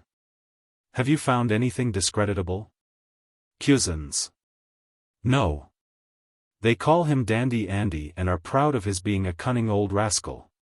But it's all horribly, frightfully, immorally, unanswerably perfect. Sarah arrives. Sarah. Heavens. What a place.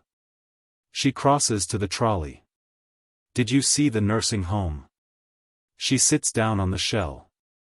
Stephen. Did you see the libraries and schools? Sarah. Did you see the ballroom and the banqueting chamber in the town hall? Stephen. Have you gone into the insurance fund, the pension fund, the building society, the various applications of cooperation? Undershaft comes from the office, with a sheaf of telegrams in his hands. Undershaft. Well, have you seen everything? I'm sorry I was called away. Indicating the telegrams. News from Manchuria.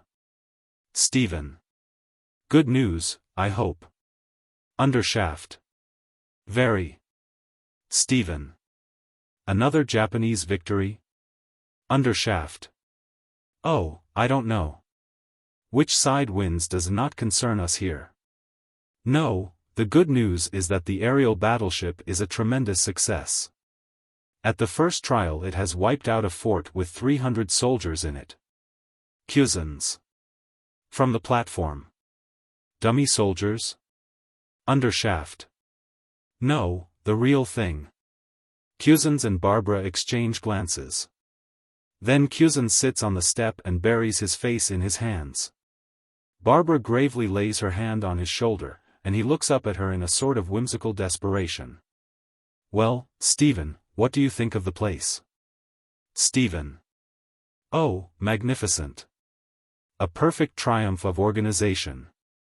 Frankly, my dear father, I have been a fool. I had no idea of what it all meant, of the wonderful forethought, the power of organization, the administrative capacity, the financial genius. The colossal capital it represents. I have been repeating to myself as I came through your streets, peace hath her victories no less renowned than war. I have only one misgiving about it all. Undershaft. Out with it. Stephen. Well, I cannot help thinking that all this provision for every want of your workmen may sap their independence and weaken their sense of responsibility. And greatly as we enjoyed our tea at that splendid restaurant, how they gave us all that luxury and cake and jam and cream for threepence I really cannot imagine. Still you must remember that restaurants break up home life. Look at the continent, for instance. Are you sure so much pampering is really good for the men's characters? Undershaft. Well, you see, my dear boy, when you are organizing civilization you have to make up your mind whether trouble and anxiety are good things or not.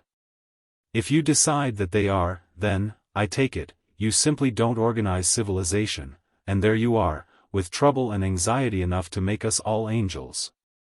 But if you decide the other way, you may as well go through with it. However, Stephen, our characters are safe here. A sufficient dose of anxiety is always provided by the fact that we may be blown to smithereens at any moment. Sarah. By the way, Papa, where do you make the explosives? Undershaft. In separate little sheds, like that one. When one of them blows up, it costs very little, and only the people quite close to it are killed. Stephen, who is quite close to it, looks at it rather scaredly, and moves away quickly to the cannon. At the same moment the door of the shed is thrown abruptly open. And a foreman in overalls and list slippers comes out on the little landing and holds the door open for Lomax, who appears in the doorway. Lomax. With studied coolness. My good fellow, you needn't get into a state of nerves. Nothing's going to happen to you, and I suppose it wouldn't be the end of the world if anything did. A little bit of British pluck is what you want, old chap. He descends and strolls across to Sarah. Undershaft. To the foreman. Anything wrong, Bilton? Bilton. With ironic calm. Gentleman walked into the high explosives shed and lit a cigarette, sir, that's all. Undershaft.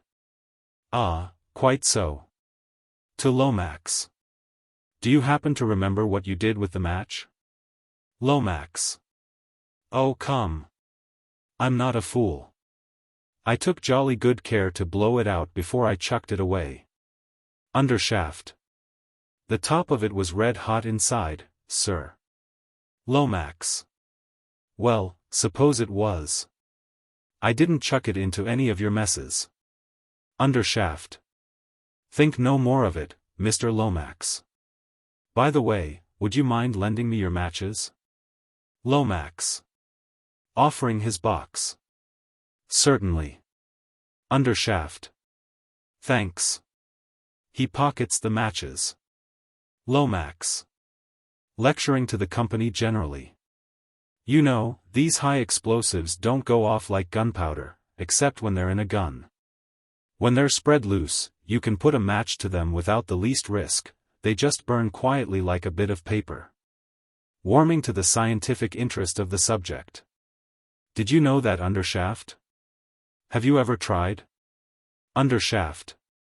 Not on a large scale, Mr. Lomax. Bilton will give you a sample of guncotton when you are leaving if you ask him.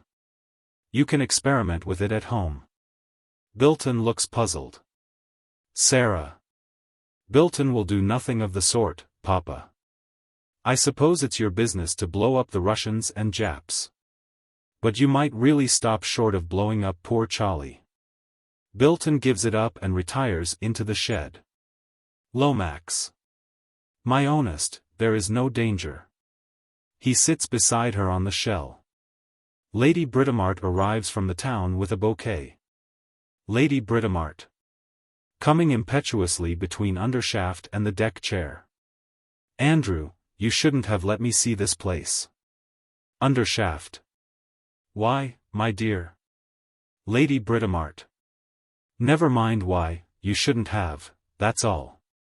To think of all that indicating the town being yours. And that you have kept it to yourself all these years. Undershaft. It does not belong to me. I belong to it. It is the Undershaft inheritance. Lady Britomart. It is not. Your ridiculous cannons and that noisy banging foundry may be the Undershaft inheritance, but all that plate and linen, all that furniture and those houses and orchards and gardens belong to us.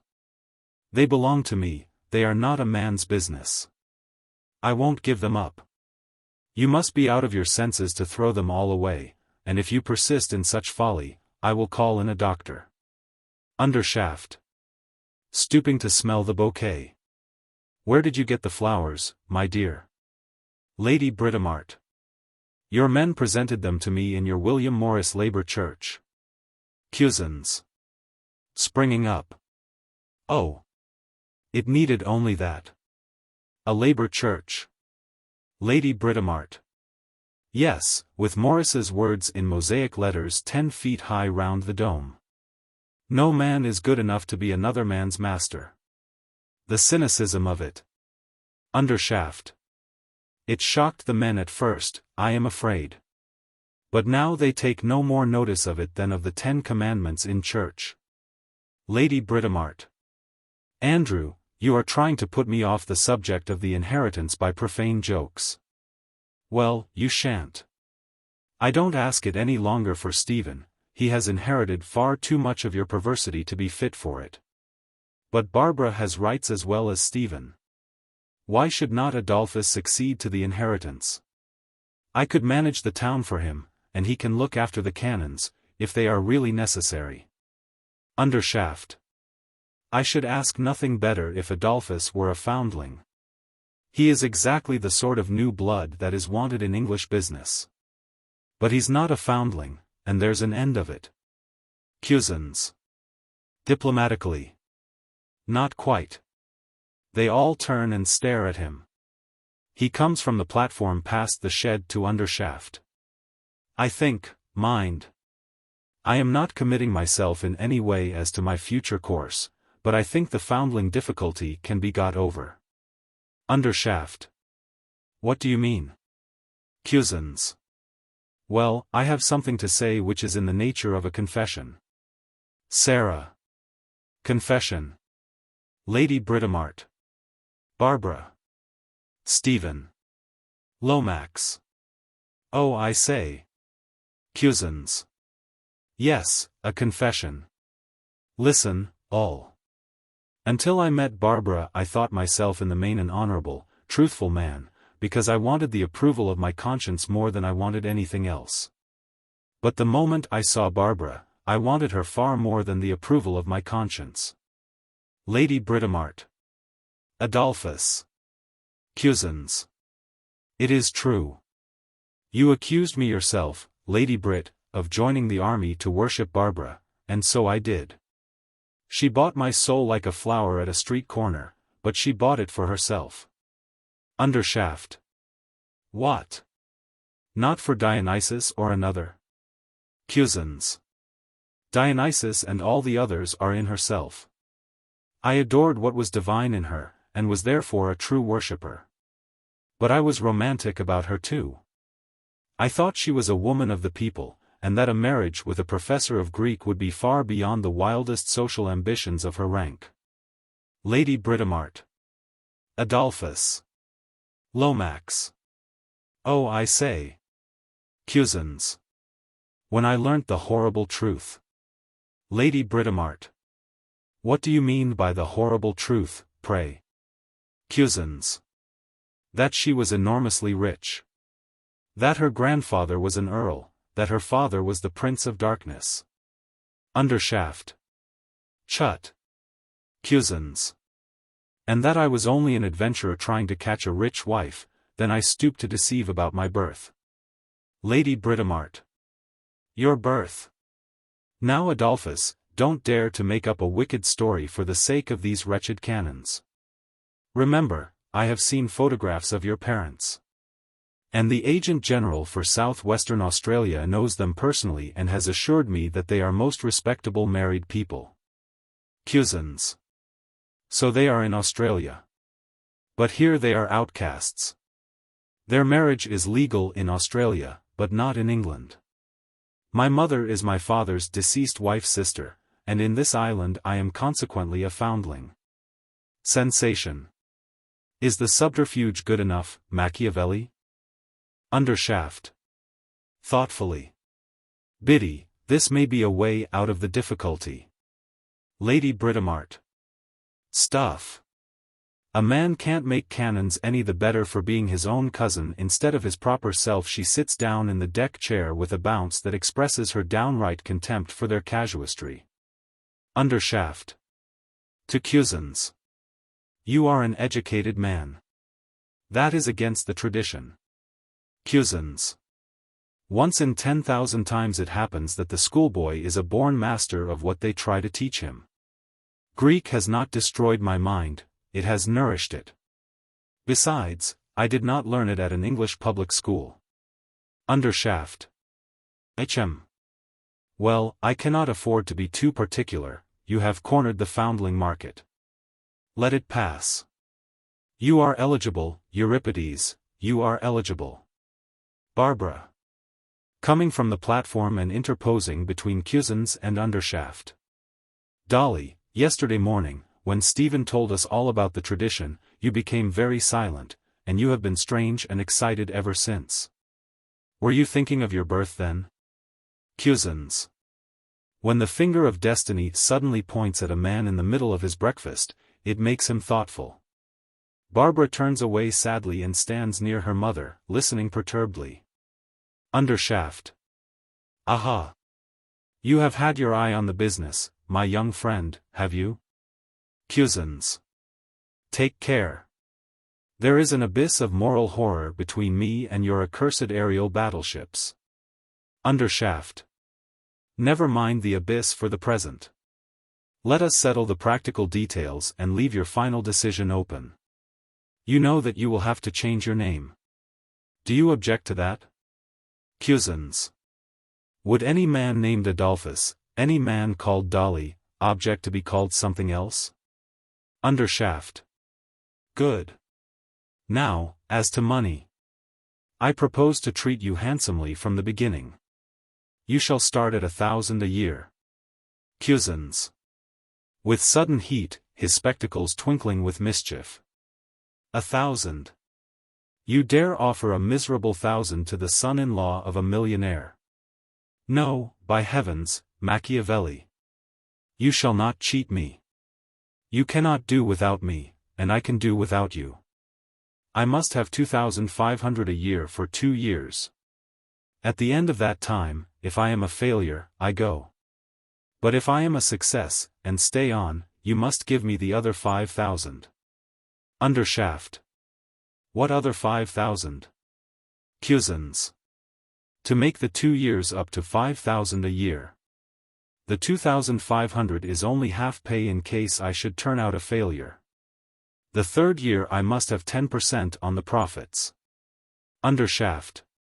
Taken aback. 10%. Why, man, do you know what my profits are? Cusins.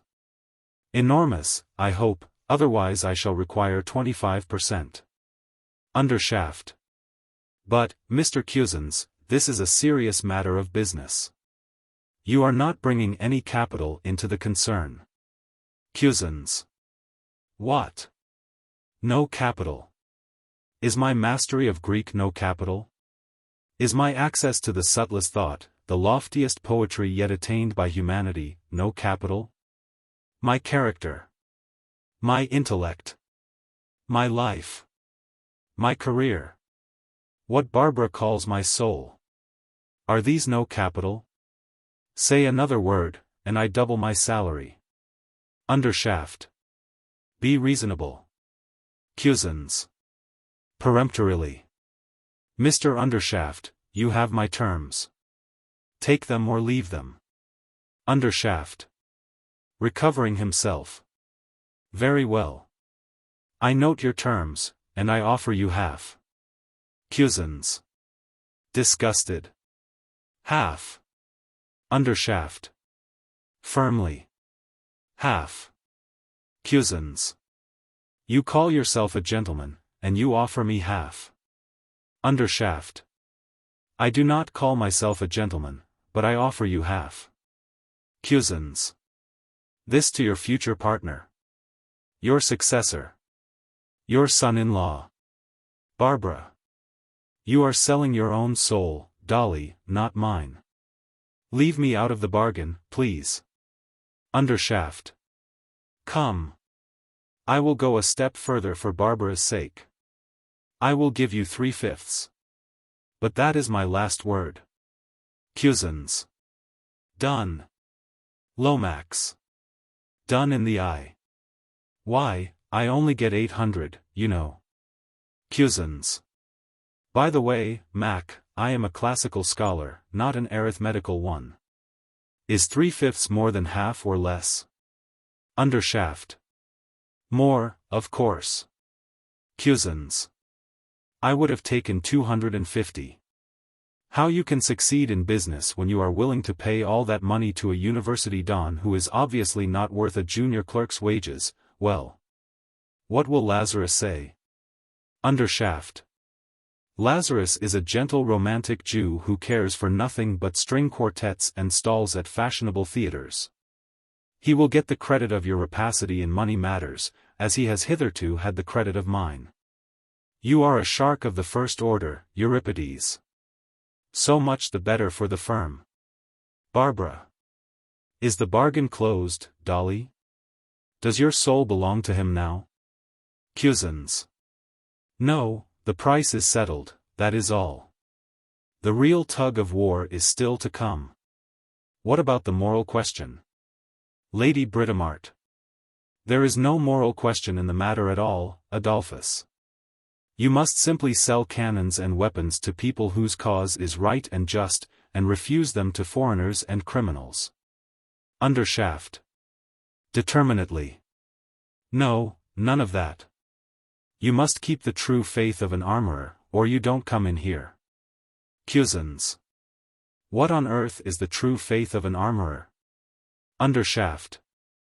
To give arms to all men who offer an honest price for them, without respect of persons or principles, to aristocrat and republican, to nihilist and czar, to capitalist and socialist.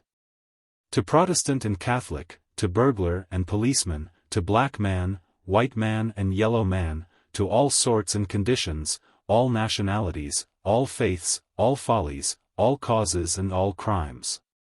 The first Undershaft wrote up in his shop, if God gave the hand, let not man withhold the sword. The second wrote up, all have the right to fight, none have the right to judge. The third wrote up, to man the weapon, to heaven the victory. The fourth had no literary turn, so he did not write up anything, but he sold cannons to Napoleon under the nose of George III. The fifth wrote up, peace shall not prevail save with a sword in her hand. The sixth, my master, was the best of all. He wrote up, nothing is ever done in this world until men are prepared to kill one another if it is not done. After that, there was nothing left for the seventh to say. So he wrote up, simply, unashamed. Cusins. My good Machiavelli, I shall certainly write something up on the wall, only, as I shall write it in Greek, you won't be able to read it. But as to your armorer's faith, if I take my neck out of the noose of my own morality, I am not going to put it into the noose of yours. I shall sell cannons to whom I please and refuse them to whom I please. So there. Undershaft. From the moment when you become Andrew Undershaft, you will never do as you please again. Don't come here lusting for power, young man. Cusins. If power were my aim, I should not come here for it. You have no power. Undershaft. None of my own, certainly. Cusins. I have more power than you, more will. You do not drive this place, it drives you. And what drives the place? Undershaft. Enigmatically. A will of which I am a part. Barbara. Startled. Father. Do you know what you are saying, or are you laying a snare for my soul? Cusins. Don't listen to his metaphysics, Barbara. The place is driven by the most rascally part of society, the money hunters, the pleasure hunters, the military promotion hunters, and he is their slave. Undershaft. Not necessarily. Remember the armorer's faith. I will take an order from a good man as cheerfully as from a bad one. If you good people prefer preaching and shirking to buying my weapons and fighting the rascals, don't blame me. I can make cannons, I cannot make courage and conviction. Bah! You tire me, Euripides, with your morality mongering. Ask Barbara, she understands. He suddenly takes Barbara's hands, and looks powerfully into her eyes. Tell him, my love, what power really means. Barbara. Hypnotized. Before I joined the Salvation Army, I was in my own power, and the consequence was that I never knew what to do with myself. When I joined it, I had not time enough for all the things I had to do. Undershaft. Approvingly. Just so. And why was that, do you suppose? Barbara. Yesterday I should have said, because I was in the power of God. She resumes her self-possession, withdrawing her hands from his with a power equal to his own. But you came and showed me that I was in the power of Bodger and Undershaft. Today I feel, oh. How can I put it into words? Sarah, do you remember the earthquake at Cannes, when we were little children, how little the surprise of the first shock mattered compared to the dread and horror of waiting for the second? That is how I feel in this place today. I stood on the rock I thought eternal, and without a word of warning it reeled and crumbled under me. I was safe with an infinite wisdom watching me, an army marching to salvation with me, and in a moment, at a stroke of your pen in a check-book, I stood alone, and the heavens were empty. That was the first shock of the earthquake, I am waiting for the second. Undershaft. Come, come, my daughter. Don't make too much of your little tin-pot tragedy. What do we do here when we spend years of work and thought and thousands of pounds of solid cash on a new gun or an aerial battleship that turns out just a hair's breadth wrong after all? Scrap it. Scrap it without wasting another hour or another pound on it. Well, you have made for yourself something that you call a morality or a religion or whatnot. It doesn't fit the facts. Well, scrap it.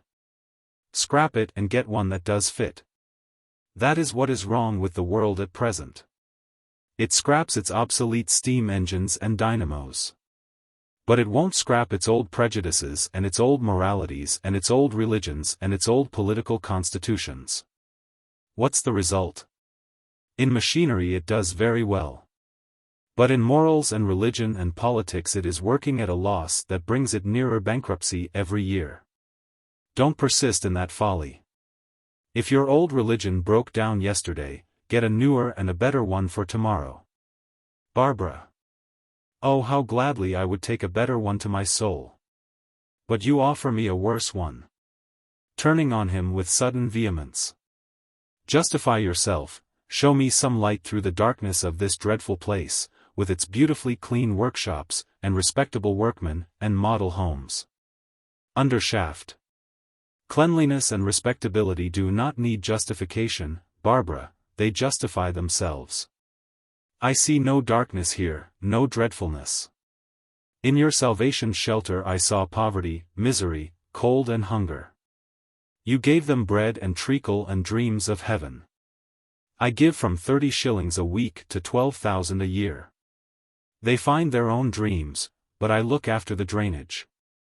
Barbara. And their souls? Undershaft. I save their souls just as I saved yours. Barbara. Revolted. You saved my soul. What do you mean? Undershaft. I fed you and clothed you and housed you. I took care that you should have money enough to live handsomely, more than enough. So that you could be wasteful, careless, generous. That saved your soul from the 7 deadly sins. Barbara. Bewildered. The 7 deadly sins. Undershaft. Yes, the deadly 7.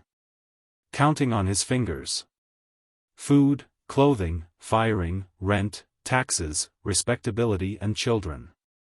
Nothing can lift those 7 millstones from man's neck but money. And the spirit cannot soar until the millstones are lifted. I lifted them from your spirit. I enabled Barbara to become Major Barbara, and I saved her from the crime of poverty. Cusins. Do you call poverty a crime? Undershaft. The worst of crimes. All the other crimes are virtues beside it, all the other dishonors are chivalry itself by comparison.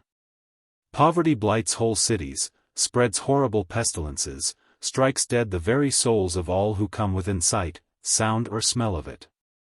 What you call crime is nothing, a murder here and a theft there, a blow now and a curse then, what do they matter? They are only the accidents and illnesses of life. There are not 50 genuine professional criminals in London. But there are millions of poor people, abject people, dirty people, ill-fed, ill-clothed people. They poison us morally and physically, they kill the happiness of society, they force us to do away with our own liberties and to organize unnatural cruelties for fear they should rise against us and drag us down into their abyss. Only fools fear crime, we all fear poverty. Pa. Turning on Barbara. You talk of your half-saved ruffian in West Ham, you accuse me of dragging his soul back to perdition. Well, bring him to me here. And I will drag his soul back again to salvation for you. Not by words and dreams, but by 38 shillings a week, a sound house in a handsome street, and a permanent job.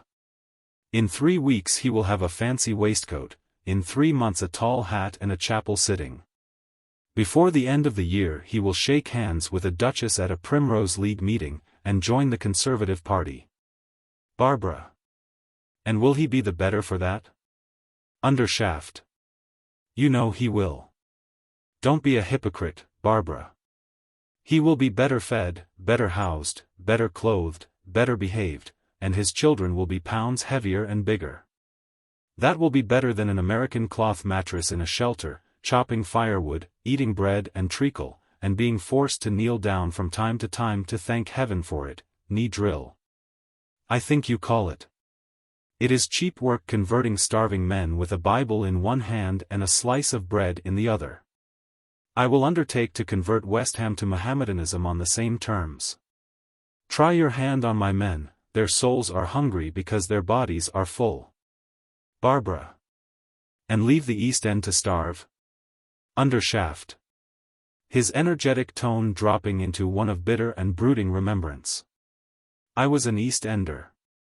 I moralized and starved until one day I swore that I would be a full-fed free man at all costs, that nothing should stop me except a bullet, neither reason or morals nor the lives of other men. I said, "Thou shalt starve ere I starve," and with that word I became free and great.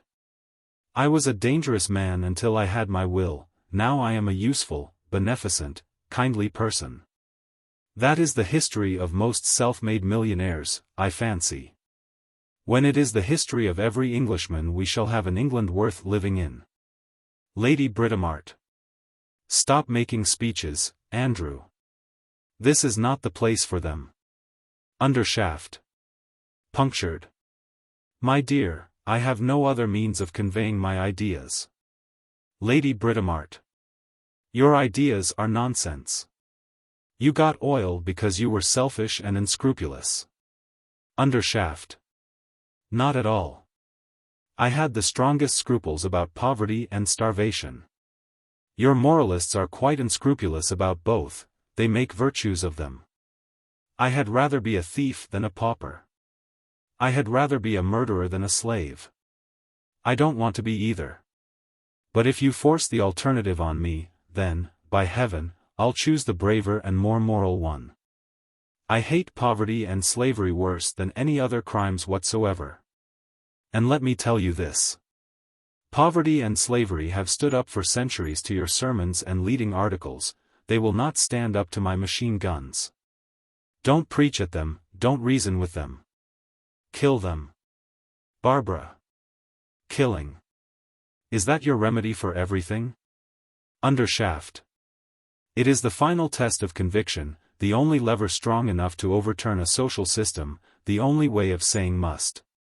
Let 670 fools loose in the street, and 3 policemen can scatter them. But huddle them together in a certain house in Westminster. And let them go through certain ceremonies and call themselves certain names until at last they get the courage to kill, and your 670 fools become a government. Your pious mob fills up ballot papers and imagines it is governing its masters, but the ballot paper that really governs is the paper that has a bullet wrapped up in it. Cusins. That is perhaps why, like most intelligent people, I never vote. Undershaft. Vote. Bah. When you vote, you only change the names of the cabinet. When you shoot, you pull down governments, inaugurate new epochs, abolish old orders and set up new. Is that historically true, Mr. Learned Man, or is it not? Cusins. It is historically true. I loathe having to admit it. I repudiate your sentiments. I abhor your nature. I defy you in every possible way. Still, it is true. But it ought not to be true. Undershaft. Ought. Are you going to spend your life saying ought, like the rest of our moralists? Turn your oughts into shalls, man. Come and make explosives with me. Whatever can blow men up can blow society up. The history of the world is the history of those who had courage enough to embrace this truth. Have you the courage to embrace it, Barbara? Lady Britomart. Barbara, I positively forbid you to listen to your father's abominable wickedness. And you, Adolphus, ought to know better than to go about saying that wrong things are true. What does it matter whether they are true if they are wrong? Undershaft. What does it matter whether they are wrong if they are true? Lady Britomart. Rising. Children, come home instantly. Andrew, I am exceedingly sorry I allowed you to call on us. You are wickeder than ever. Come at once. Barbara. Shaking her head. It's no use running away from wicked people, Mama. Lady Britomart. It is every use. It shows your disapprobation of them. Barbara. It does not save them. Lady Britomart. I can see that you are going to disobey me. Sarah, are you coming home or are you not? Sarah. I dare say it's very wicked of Papa to make cannons, but I don't think I shall cut him on that account. Lomax. Pouring oil on the troubled waters. The fact is, you know, there is a certain amount of tosh about this notion of wickedness. It doesn't work. You must look at facts. Not that I would say a word in favor of anything wrong, but then, you see, all sorts of chaps are always doing all sorts of things, and we have to fit them in somehow, don't you know? What I mean is that you can't go cutting everybody, and that's about what it comes to. Their rapt attention to his eloquence makes him nervous. Perhaps I don't make myself clear. Lady Britomart. You are lucidity itself, Charles. Because Andrew is successful and has plenty of money to give to Sarah, you will flatter him and encourage him in his wickedness. Lomax. Unruffled. Well, where the carcass is, there will the eagles be gathered, don't you know? To Undershaft. What? Undershaft. Precisely. By the way, may I call you Charles? Lomax. Delighted. Charlie is the usual ticket. Undershaft. To Lady Britomart. Biddy. Lady Britomart. Violently. Don't dare call me Biddy. Charles Lomax, you are a fool. Adolphus Cusins, you are a Jesuit. Stephen, you are a prig. Barbara, you are a lunatic.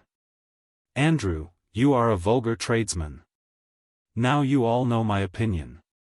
And my conscience is clear. At all events she sits down again with a vehemence that almost wrecks the chair. Undershaft. My dear, you are the incarnation of morality. She snorts. Your conscience is clear and your duty done when you have called everybody names. Come, Euripides. It is getting late, and we all want to get home. Make up your mind. Cusins. Understand this, you old demon. Lady Britomart. Adolphus. Undershaft. Let him alone, Biddy. Proceed, Euripides. Cusins. You have me in a horrible dilemma. I want Barbara. Undershaft. Like all young men, you greatly exaggerate the difference between one young woman and another. Barbara. Quite true, Dolly. Cusins. I also want to avoid being a rascal.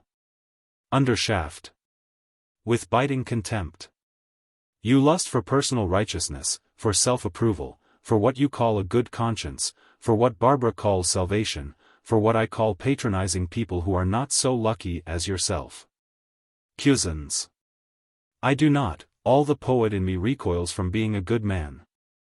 But there are things in me that I must reckon with, pity. Undershaft. Pity. The scavenger of misery. Cusins. Well, love. Undershaft. I know. You love the needy and the outcast, you love the oppressed races, the Negro, the Indian Ryot, the Pole, the Irishman. Do you love the Japanese?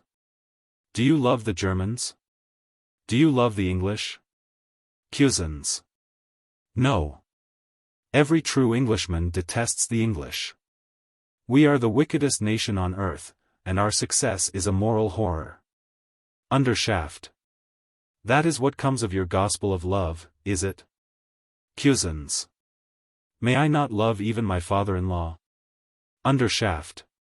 Who wants your love, man? By what right do you take the liberty of offering it to me? I will have your due heed and respect, or I will kill you. But your love. Damn your impertinence.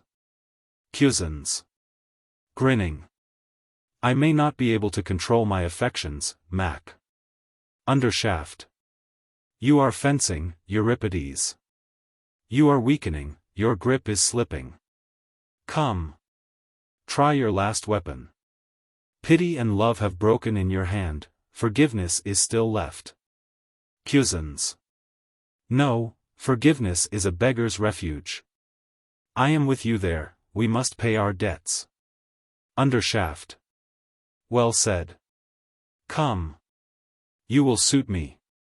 Remember the words of Plato. Cusins.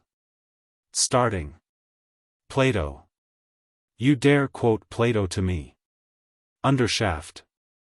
Plato says, my friend, that society cannot be saved until either the professors of Greek take to making gunpowder, or else the makers of gunpowder become professors of Greek. Cusins. Oh, tempter, cunning tempter. Undershaft. Come. Choose, man, choose. Cusins. But perhaps Barbara will not marry me if I make the wrong choice. Barbara. Perhaps not. Cusins. Desperately perplexed. You hear. Barbara. Father, do you love nobody? Undershaft. I love my best friend. Lady Britomart. And who is that, pray? Undershaft. My bravest enemy. That is the man who keeps me up to the mark. Cusins. You know, the creature is really a sort of poet in his way. Suppose he is a great man, after all. Undershaft. Suppose you stop talking and make up your mind, my young friend. Cusins. But you are driving me against my nature. I hate war. Undershaft. Hatred is the coward's revenge for being intimidated. Dare you make war on war? Here are the means, my friend Mr. Lomax is sitting on them. Lomax. Springing up. Oh, I say. You don't mean that this thing is loaded, do you? My honest, come off it. Sarah. Sitting placidly on the shell. If I am to be blown up, the more thoroughly it is done the better. Don't fuss, Charlie. Lomax. To Undershaft, strongly remonstrant. Your own daughter, you know. Undershaft. So I see. To Cusins. Well, my friend, may we expect you here at 6 tomorrow morning? Cusins. Firmly. Not on any account. I will see the whole establishment blown up with its own dynamite before I will get up at 5. My hours are healthy, rational hours, 11 to 5. Undershaft. Come when you please, before a week you will come at 6 and stay until I turn you out for the sake of your health. Calling. Bilton. He turns to Lady Britomart, who rises. My dear, let us leave these two young people to themselves for a moment. Bilton comes from the shed. I am going to take you through the gun-cotton shed. Undershaft. Barring the way. You can't take anything explosive in here, sir. Lady Britomart. What do you mean? Are you alluding to me? Undershaft. Unmoved. No, ma'am. Mr. Undershaft has the other gentleman's matches in his pocket. Lady Britomart. Abruptly. Oh.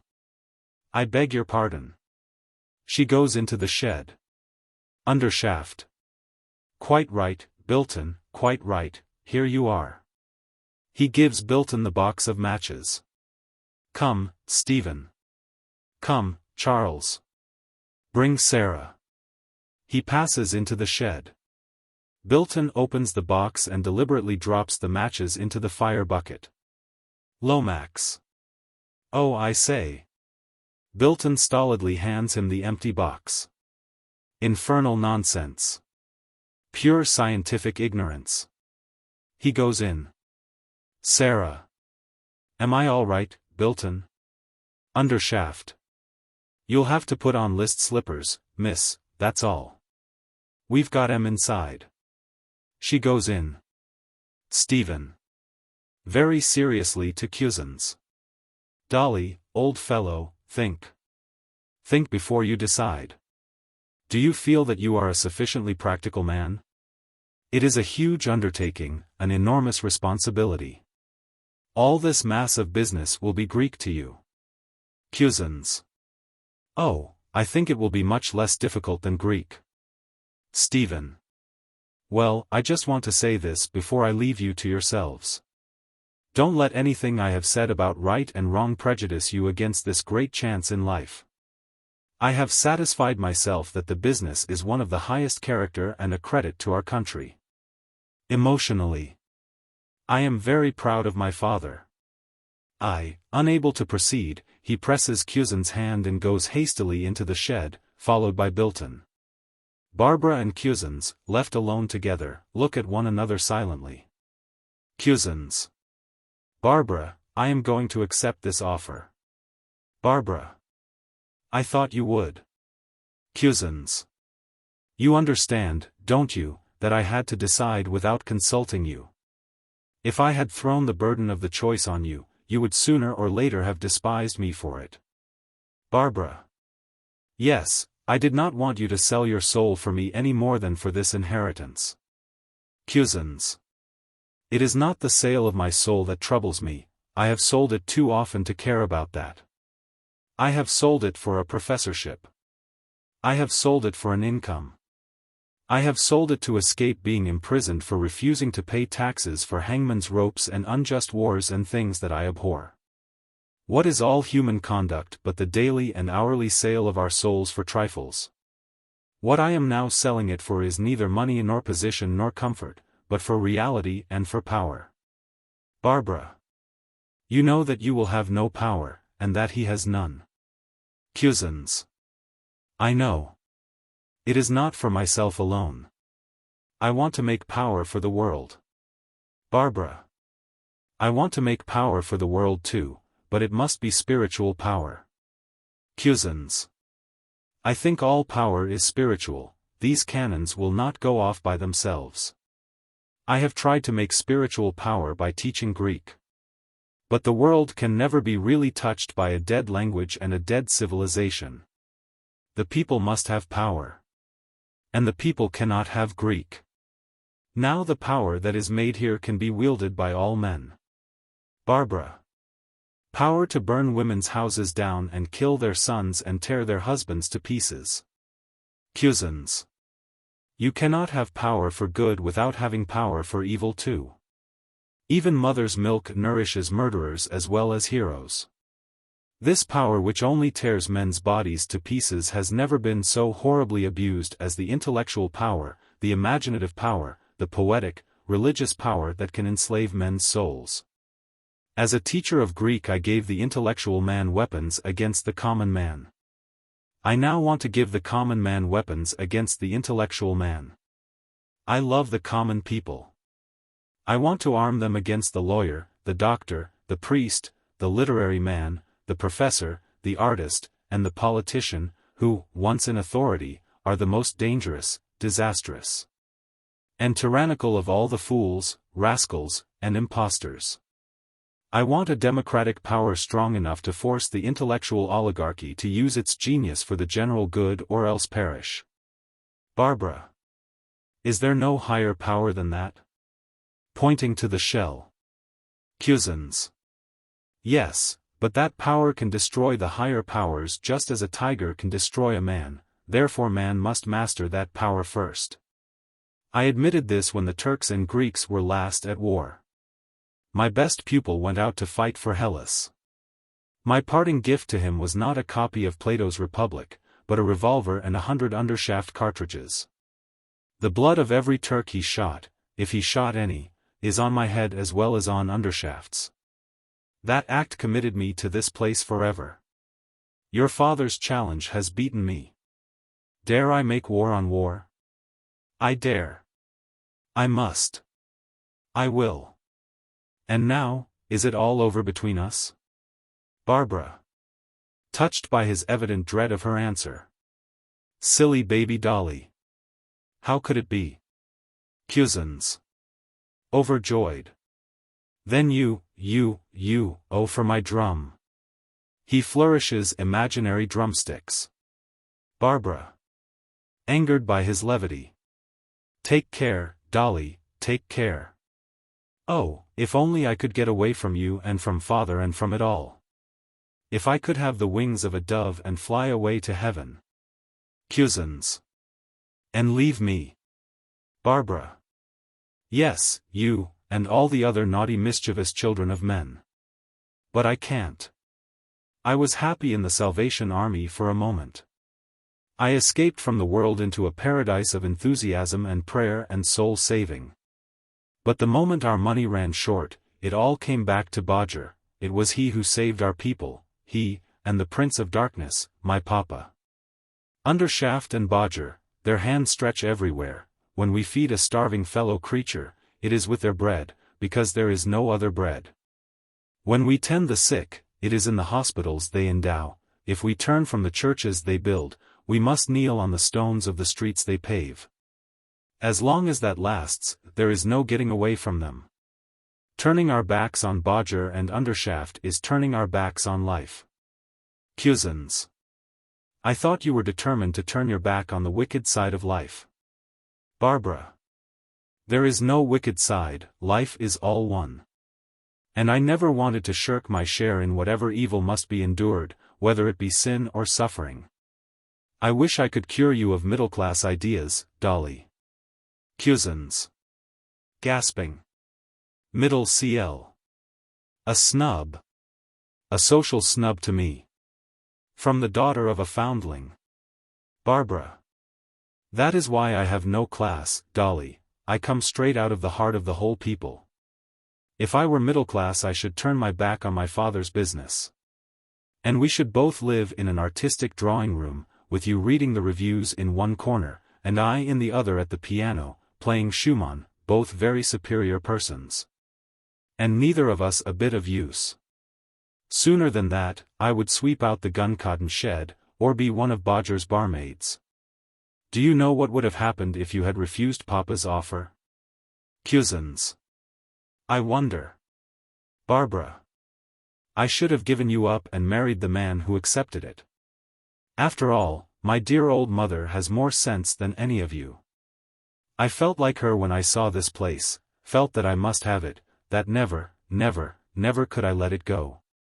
Only she thought it was the houses and the kitchen ranges and the linen and china, when it was really all the human souls to be saved, not weak souls in starved bodies. Crying with gratitude for a scrap of bread and treacle, but full-fed, quarrelsome, snobbish, uppish creatures, all standing on their little rights and dignities. And thinking that my father ought to be greatly obliged to them for making so much money for him, and so he ought. That is where salvation is really wanted. My father shall never throw it in my teeth again that my converts were bribed with bread. She is transfigured. I have got rid of the bribe of bread. I have got rid of the bribe of heaven. Let God's work be done for its own sake, the work He had to create us to do because it cannot be done by living men and women. When I die, let Him be in my debt, not I in His, and let me forgive Him as becomes a woman of my rank. Cusins. Then the way of life lies through the factory of death? Barbara. Yes, through the raising of hell to heaven and of man to God, through the unveiling of an eternal light in the valley of the shadow. Seizing him with both hands. Oh, did you think my courage would never come back? Did you believe that I was a deserter? That I, who have stood in the streets, and taken my people to my heart, and talked of the holiest and greatest things with them, could ever turn back and chatter foolishly to fashionable people about nothing in a drawing room? Never, never, never, never, Major Barbara will die with the colors. Oh! And I have my dear little Dolly boy still, and he has found me my place and my work. Glory hallelujah! She kisses him. Cusins. My dearest, consider my delicate health. I cannot stand as much happiness as you can. Barbara. Yes, it is not easy work being in love with me, is it? But it's good for you. She runs to the shed, and calls, childlike. Mama. Mama. Bilton comes out of the shed, followed by Undershaft. I want Mama. Undershaft.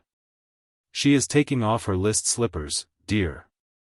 He passes on to Cusins. Well? What does she say? Cusins. She has gone right up into the skies. Lady Britomart. Coming from the shed and stopping on the steps, obstructing Sarah, who follows with Lomax. Barbara clutches like a baby at her mother's skirt. Barbara, when will you learn to be independent and to act and think for yourself? I know as well as possible what that cry of, Mama, Mama, means. Always running to me. Sarah. Touching Lady Britomart's ribs with her finger-tips and imitating a bicycle horn. Pip. Pip. Lady Britomart. Highly indignant. How dare you say Pip? Pip. To me, Sarah? You are both very naughty children. What do you want, Barbara? Barbara. I want a house in the village to live in with Dolly. Dragging at the skirt. Come and tell me which one to take. Undershaft. To Cusins. 6 o'clock tomorrow morning, my young friend.